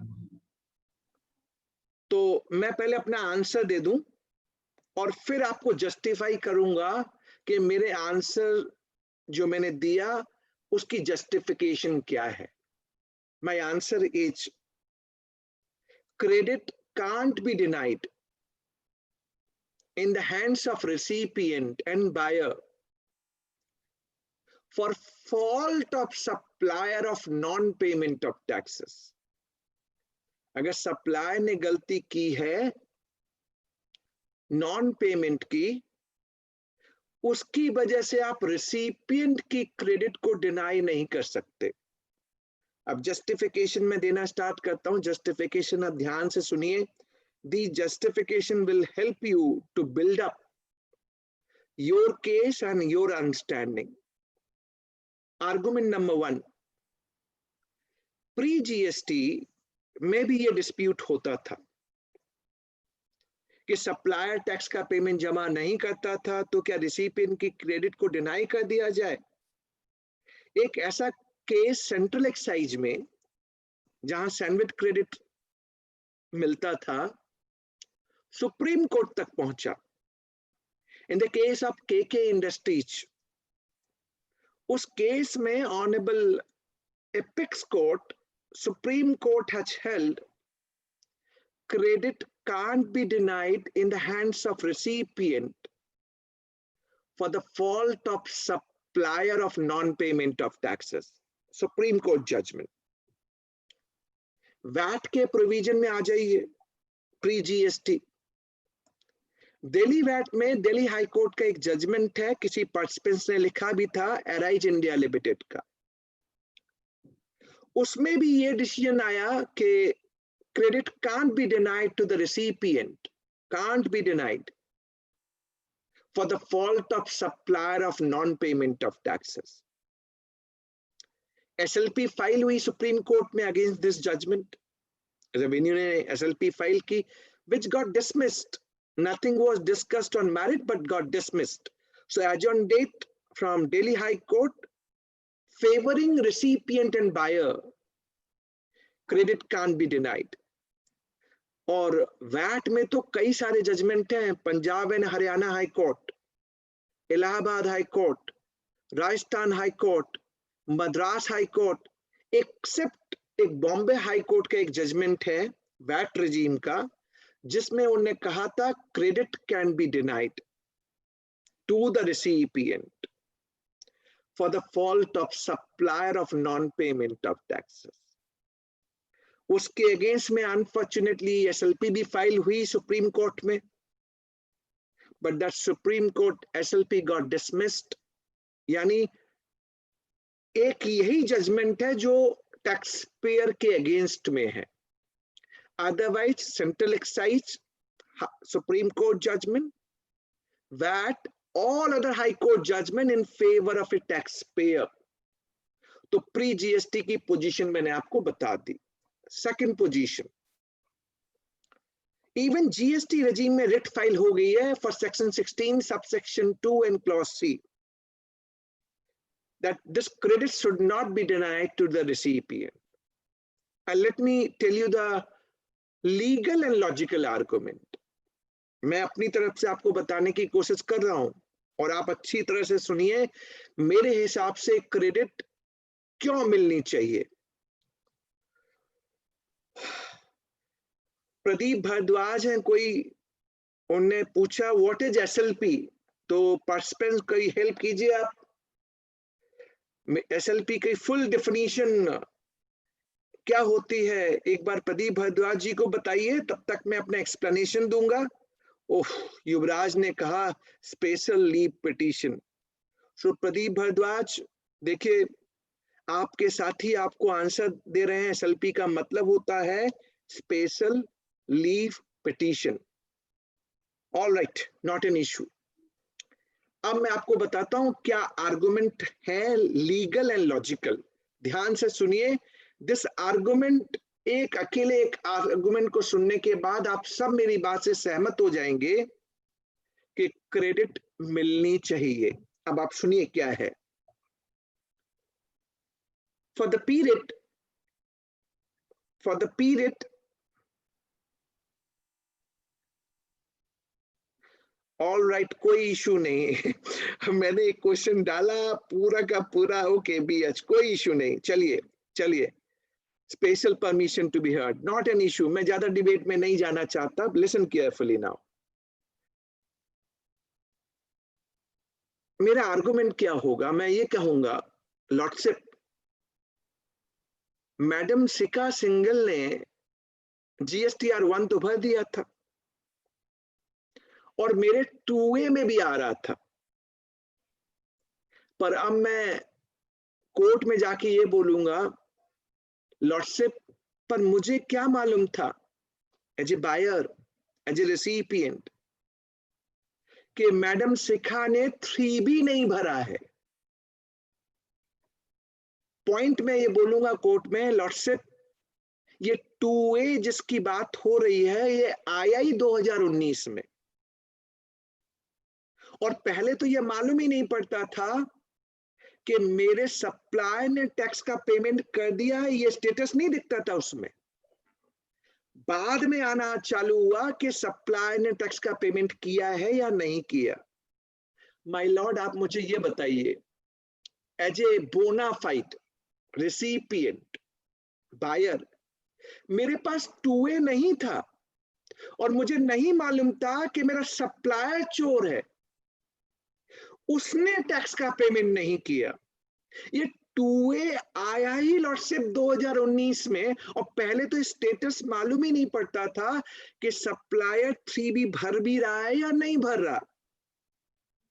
My Lord, this credit which is dependent on supplier to pay taxes need to be verified, and for that mechanism was given. Mechanism क्या होता है? Basis, machinery provision. GST law ने दिया था, पर इन लोगों ने इंट्रोड्यूस नहीं किया। क्या नहीं किया? मान लीजिए शिखा ने एक इनवॉइस रेज किया था मुझे 10 लाख का जीएसटी लगा के, मेरे 2A में आ रहा है क्योंकि उनने GSTR1 भर लिया, पर 2A कब आया? 2019 के बाद। अगर इनने जीएसटी लॉ के हिसाब से सब ठीक ठाक किया होता तो कैसे होता? शिखा GSTR1 भर रही होती, अगर मान लीजिए उन्होंने वो इनवॉइस GSTR1 में नहीं चढ़ाया, एक स्टेप्स लेता हूं मैं, तो as a buyer, as a recipient, मैं इस ट्रांजैक्शन को GSTR2 में ऐड करता। ऐड करने का मतलब है कि मेरे सप्लायर ने आउटवर्ड टैक्स नहीं दिखाया, पर बायर ने क्रेडिट ले ली, प्रोविजनल क्रेडिट। तो 2 भरने से ही वो GSTR1A में ऑटो पॉपुलेट हो जाता। 1A से मेरे सप्लायर को मालूम पड़ जाता कि बायर ने क्रेडिट ले ली है मेरी इनवॉइस पे और मैंने आउटवर्ड में नहीं दिखाया। तो सिर्फ बायर सप्लायर नहीं, इवन गवर्नमेंट को भी मालूम पड़ जाता। अगर ये सिस्टम चल रहा होता तो 2 और 3 अगर इंप्लीमेंट किया गया होता तो सर इनने खुद इंप्लीमेंट, गवर्नमेंट ने खुद इंप्लीमेंट नहीं किया। तो जब 2A ही नहीं था और 2A होने के बाद भी जब हमें शुरू में ये मालूम नहीं पड़ता था कि स्टेटस क्या है, सप्लायर ने टैक्स का पेमेंट किया या नहीं किया, क्या आप मुझे रिसिपिएंट को, बायर को ब्लेम कर सकते हैं कि मुझे क्रेडिट नहीं मिलेगी? जब तक कि लॉ को जब लॉ को आपको रेड करना है, पढ़ना है आईटीसी मैचिंग और मिसमैचिंग के लिए, तो उसके मशीनरी प्रोविजन भी इंप्लीमेंट होने चाहिए थे ना। यानी सेक्शन 37 जो आउटवर्ड सप्लाई की बात करता है, return GSTR1, 38 inward supply GSTR2 की बात करता है, 39 3B की बात करता है, 41 42 मैचिंग मिसमैचिंग। यानी आप सेक्शन 16 सबसेक्शन 2 क्लॉज C को इन आइसोलेशन इंडिपेंडेंटली रेड नहीं कर सकते। It need to be supported. जो आईटीसी की मशीनरी प्रोविजन है, प्रोसीजर है, उसका इंप्लीमेंटेशन होना चाहिए था। वो इंप्लीमेंटेशन हुआ ही नहीं। तो मुझे कैसे as a recipient for the past period 17 18 18 19 even rule 36 sub rule 4 जिसमें वो कैपिंग आ गई थी ना कि 2 में अगर क्रेडिट नहीं आएगा तो आपकी क्रेडिट की कैपिंग होगी, तो वो आया 9 अक्टूबर 2019 से। यानी पुराने के लिए वो भी एप्लीकेबल नहीं है। यानी पुराने पीरियड में सिर्फ सप्लायर रिसिपिएंट नहीं, इवन गवर्नमेंट को भी नहीं मालूम पड़ता था कि किसने टैक्स जमा दिया और किसने टैक्स जमा नहीं दिया। आप बायर को क्यों पकड़ रहे हैं? जब तक आप मशीनरी प्रोविजन को नहीं डालेंगे तब तक आप बायर को कल्प्रिट नहीं बना सकते। बायर बोनाफाइड था, उसने तो 10 लाख के ऊपर आईजीएसटी शिखा को दिया है, शिखा ने जमा नहीं करा, आप शिखा को पकड़िए। आर्गुमेंट, सेकंड आर्गुमेंट जो मैं आपको देना चाहता हूं, जो आपको समझना चाहिए, इसमें 2 पीरियड इन्वॉल्व है। एक 2019 से मान लीजिए मार्च 2019 तक के केस ले लूं और पोस्ट अप्रैल 2019 ले लूं। जब 2A आ गया और 2A में दिखने लगा कि सप्लायर टैक्स का पेमेंट नहीं कर रहा, तो आप बायर को पकड़ सकते हो, लॉजिकल है। फिर आप बायर को पकड़ सकते हो कि यार तुझे तो 2A में दिख रहा था और सप्लायर ने टैक्स का पेमेंट जमा नहीं किया, जब दिख रहा तो तूने क्रेडिट कैसे ले ली? वहां से तो आप पकड़ सकते हैं, लेकिन प्रायर टू दैट जब था ही नहीं। आजकल फेक इनवॉइस का बड़ा नाटक चल रहा है ना मार्केट में। फेक इनवॉइस पे कैसे लोग पकड़ाई आ रहे हैं, और कई चार्टर्ड अकाउंटेंट हमारे ब्रदर हैं, वो भी अभी अंडर बार है। मैं आपको थोड़ा सा इंस्टेंस देता हूं फेक इनवॉइस का। ये फेक इनवॉइस के केसेस अभी क्यों आ रहे हैं, पहले क्यों नहीं आते थे? आपके माइंड में भी तो आना चाहिए था कि पहले क्यों नहीं आते थे, अभी क्यों आ रहे हैं? आपको समझाता हूं जिससे आपको समझ में आए। मेरे पास ऐसे कई केसेस हैं जो आज की डेट में फेक इनवॉइस पे क्रेडिट ले ली है और डिपार्टमेंट ने पकड़ लिया, और पकड़ने के बाद अब वो मेरे पास आते हैं, सर क्या करें बताएं। अब मैं ये नहीं कह रहा कि मैं चोरों का साथ दे रहा हूं, मैं ये नहीं कह रहा, बट मैं आपको ये समझाने की कोशिश कर रहा हूं कि लोगों ने किस चीज का फायदा उठाया, जो टैक्स इवेडर थे उन्हें किस चीज का फायदा, और टैक्स इवेडर में टैक्स पेयर छोड़ दीजिए, इवन क्वालिफाइड, सॉरी टू से, हमारे खुद ब्रदर एंगेज्ड है। मैं बताता हूं क्या केस है, सुनिए। मान लीजिए एक सप्लाई चेन में 4 लोग हैं, A B C D. Fake invoice में होता क्या था, ए जो है वो सिर्फ बिल फाड़ता था, बिल मतलब अपने बिल फाड़ने का काम करता था, और जीएसटीआर 1 भरता था, 3B तो भरता ही नहीं था, 3B नहीं भरता था, 1 भरता था।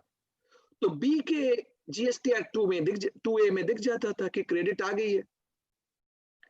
अब बी जब बिल फाड़ता था तो उसी क्रेडिट से अपना जीएसटीआर 3B भरता था और जीएसटीआर 1 भरता था, यानी बी उस क्रेडिट को यूज कर रहा है जिसका ओरिजिनली टैक्स का पेमेंट नहीं हुआ, राइट। तो बी के बुक्स में क्या है, 2A में क्रेडिट दिख रही है, उसने अपना 1 भरा और 3B भरा, और 3B में क्या किया, सारा वो क्रेडिट यूज किया जिसका ओरिजिनल टैक्स का पेमेंट नहीं हुआ। अब सी के पास चला गया ये बिल, सी ने भी क्रेडिट ले लिया और सी ने भी क्रेडिट लेके यूज किया। अब गवर्नमेंट को कैसे मालूम पड़ गई ये सारी चीजें, जब 2A आया और 2A में ये स्टेटस आने लगा जीएसटी वाइज कि सप्लाई ने टैक्स का पेमेंट किया या नहीं किया, तो उनने ए का अकाउंट खोला, ए का जीएसटी नंबर खोला, और ए के अकाउंट पे देखा कि सिर्फ उसने अपनी आउटवर्ड सप्लाई जीएसटीआर 1 भरा है, 3B नहीं भरा, और उसके पास 2A की कोई क्रेडिट नहीं है। तो सबसे पहले उनको समझ में आ गया कि ए चोर है। अब ए ने जो इनवॉइस रेज की है वो है फेक इनवॉइस, जिसपे बी ने क्रेडिट ली, फिर सी ने ली, it can go later also. कब से मालूम पड़ा, जब जीएसटीआर 2A आया, और जीएसटीआर 2A में ये स्टेटस आया कि सप्लायर टैक्स का पेमेंट कर रहा है या नहीं कर रहा। एक तरफ से मैंने आपको फेक इनवॉइस समझाने की कोशिश की, पर मेरे लिए एक आर्गुमेंट बिल्डअप हो गया, ऑल्टरनेटिव आर्गुमेंट। इवन गवर्नमेंट के लिए भी 2A आने के बाद ही तो मालूम पड़ा कि सप्लायर टैक्स का पेमेंट नहीं कर रहा, इससे पहले उनको कहां मालूम था। आप 17-18 में चले जाइए, फेक इनवॉइस के केस थे क्या? 18-19 में फेक इनवॉइस के केस थे क्या? ये तो अब आ रहे हैं, यानी अब हम रोबस्ट मैकेनिज्म में आ गए। तो मेरा आर्गुमेंट ये है, जब रिसिपिएंट के पास अनेबलिंग प्रोविजन ही नहीं थे, मशीनरी प्रोविजन नहीं थे, 2A ही अवेलेबल नहीं था, आप इस रिसिपिएंट, बोनाफाइड रिसिपिएंट को in isolation section 16 subsection 2 clause C के लिए कैसे बांध सकते हैं? To my mind, credit can't be denied, can't be denied. Third argument दो, एक लीगल मैक्सिम है, lex non cogit ad impossibilia. एक लीगल मैक्सिम है, lex non cogit ad impossibilia. Law can not compel to do something which is impossible. बेचारे recipient को आप कैसे पकड़ेंगे सर? उसके पास मैकेनिज्म भी तो होना चाहिए था। जब 2A था ही नहीं तो बेचारा उसे कैसे मालूम पड़ता कि शिखा ने टैक्स नहीं दिया है, पुराना वाला। तो आप बिमल को कंपेल नहीं कर सकते, तो तू कर, तुझे देखना था वो दे रहा है कि नहीं दे रहा। अरे कैसे, अगर मैकेनिज्म होता तभी तो करता ना। थर्ड आर्गुमेंट, जीएसटी में टैक्स डिफॉल्टर कौन है? जिसने पेमेंट नहीं किया। शिखा है हमारे केस में, नॉन पेमेंट उनके एंड पे है। 73 और 74 की अगर सो कॉज नोटिस इशू होनी है, 73 non fraud case, 74 fraud case होनी है, तो सबसे पहले आपको डिफॉल्टर जो सप्लायर है उसके ऊपर डालनी पड़ेगी। उसको नहीं पकड़ के आप मेरे ऊपर डाल सकते हैं। Think big.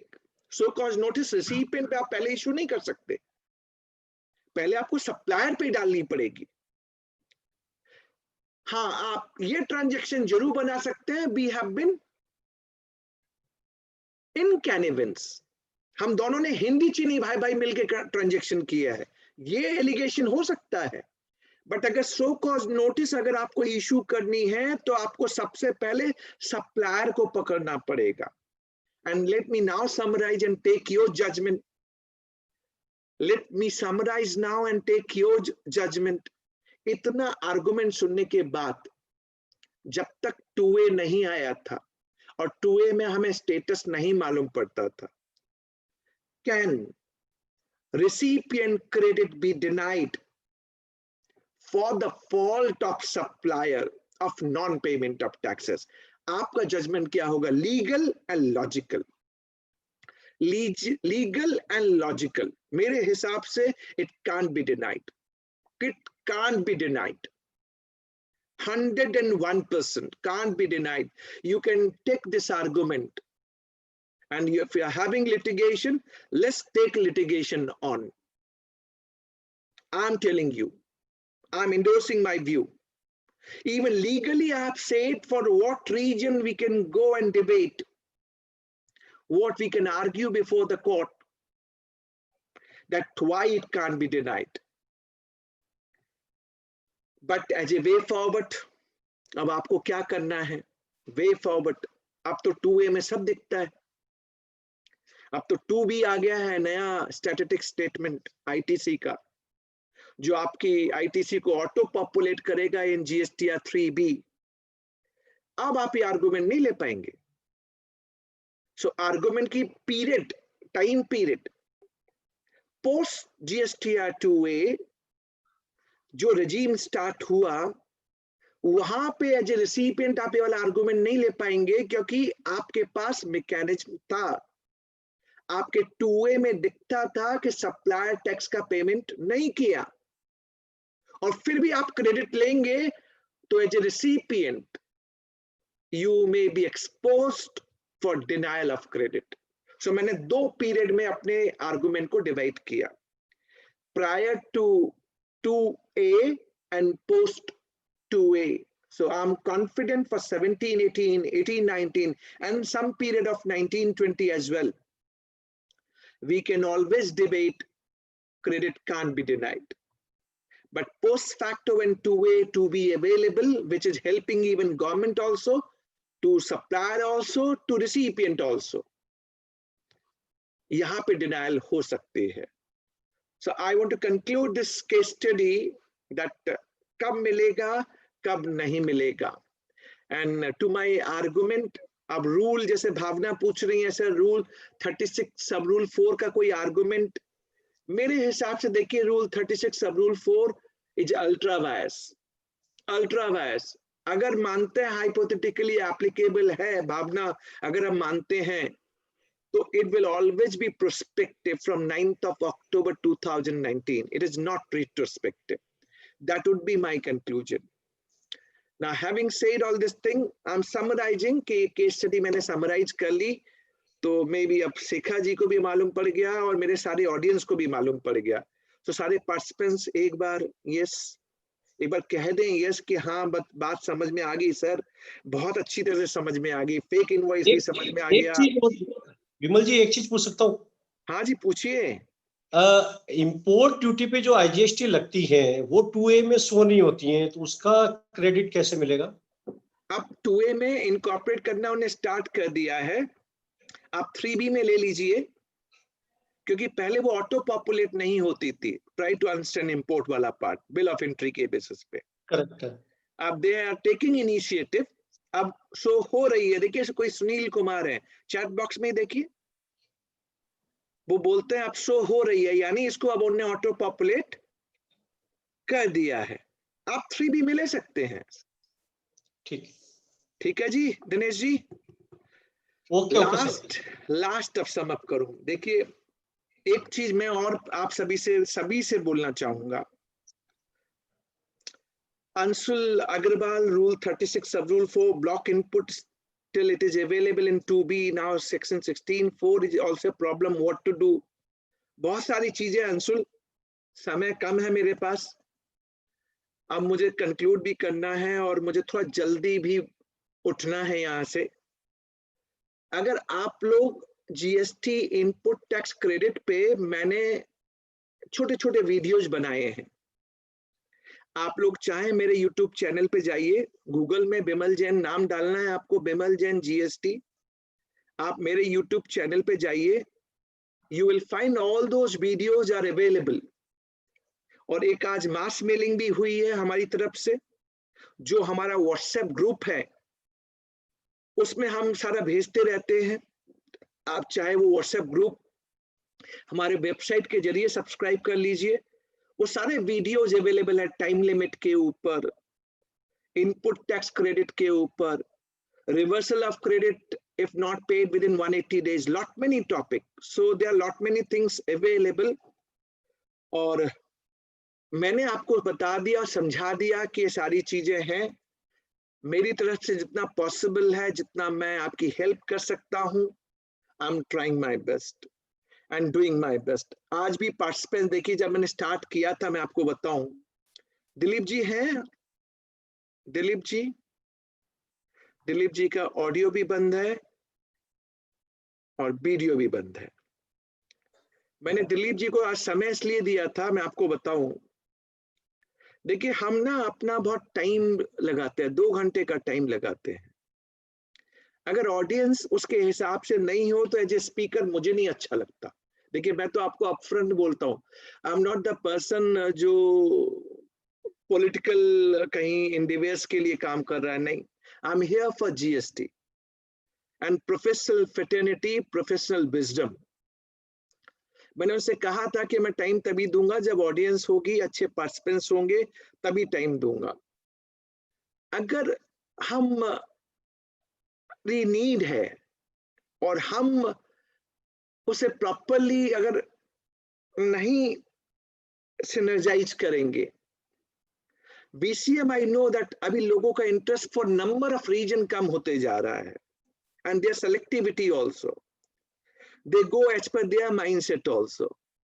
So my only point of submission is that whatever best possible, we must try to complement to each other, and that should be the way forward for all of us together. So मैंने अपनी तरफ से सारी चीज रख दी आपके सामने, and thanking each one of you once again for your time, for your sincere 2 hours time given to me. Hope पहले तो आप लोग चैट बॉक्स में ये बता दीजिए कि आज जो 2 घंटे आप लोगों ने मेरे साथ बैक टू बैक केबीसी के 3 केस स्टडी किए और 3 हमने हॉट सीट पे लोगों को बैठाया, केबीसी के हॉट सीट पे 3 लोगों को बैठाया और आप सब ने एज ए ऑडियंस पार्टिसिपेट किया, मजा आया ना? से यस कि हाँ मजा आया सर, दैट लुक्स कि हाँ हमें लगा कि बाकी something good, different, amazing. So let's keep in touch. चलिए, thank you very much for such a lovely messages.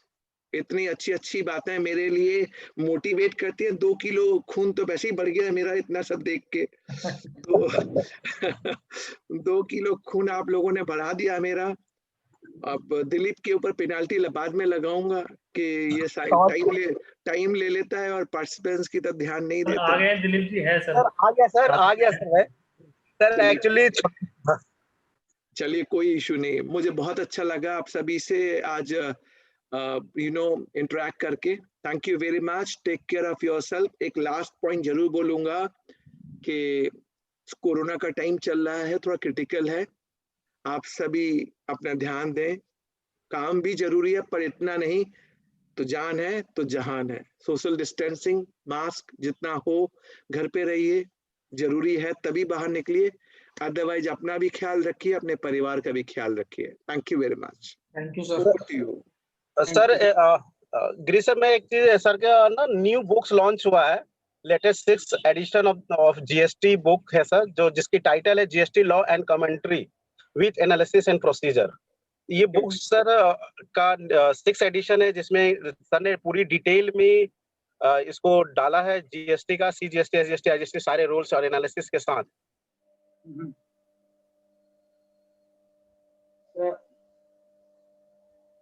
Dilip ji, hello. Dilip ji, आपकी आवाज चली गई लगता है। चलिए मैं बोल देता हूँ गिरीश जी, जी सर। मैं हेल्प कर देता हूँ अपनी ही बुक के लिए। अभी हमारी 6th एडिशन जीएसटी लॉ की कमेंट्री बुक लॉन्च हुई है। Great sir. 3 वॉल्यूम में है वो बुक। जी। बाकी उस बुक पे हमने बहुत मेहनत की है। जीएसटी की लेटेस्ट बुक है मार्केट में। मेरी तरफ से तो मैं श्योर हूं कि आपको बहुत अच्छी लगेगी, बट आप एक बार देखेंगे और रन करेंगे तो आप मुझे फीडबैक देंगे, but I am damn sure आपको बहुत अच्छी लगेगी। Yes sir. Latest GST book November 2020 edition out in a market. आप चाहें तो सीए क्लब इंडिया की वेबसाइट पे जाइए, 35% स्पेशल डिस्काउंट ऑफर है, यानी आपको कहीं नहीं जाना, आप ऑनलाइन ऑर्डर कीजिए, आपके घर पे पहुंच जाएगी। तो आपको आईटीओ भी नहीं जाना, आपको कहीं नहीं जाना। 35% special discount available to all the fraternity. Sir Girish sir, मैं आपको रिक्वेस्ट करूंगा sir special vote of thanks के लिए। Thank you Dilip sir, it is always a pleasure to listen to you. मैं तो ये कहूँगा जीएसटी के आप गुरु हैं, हम सब ने आप ही से जीएसटी सीखा है। So thanks a lot for sharing your precious time. और गौतम बुद्ध नगर ब्रांच की तरफ से एक हमारी तरफ से हमेशा एफर्ट रहता है कि there would be good number of participants. आज भी हमारे पास बहुत अच्छे, जितना भी पार्टिसिपेंट्स हैं उससे 3 times रजिस्ट्रेशंस हैं, but you don't know how much actually appear. नहीं, ऐसा 22 24 तक तो गए थे participants. Sir like and thanks a lot from the core of our heart. I on behalf of Gautam Buddha Nagar branch thank you all. Thanks to my team and of course my chairman in absentia and all the participants who have made this success, and a request to all the participants कि आप ऐसे और participate करते रहिए. We are organizing more such informative programs. और विमल जान sir से एक स्पेशल रिक्वेस्ट रहेगी, सर हम आपकी बार बार डिस्टर्ब करते रहेंगे, हम क्योंकि गाइडेंस हमें आपसे ही चाहिए। Thanks a lot sir. Thank you sir. Thank you जी, thank you very much, take care, bye bye. Ritika, we can close. Are you there, Ritika?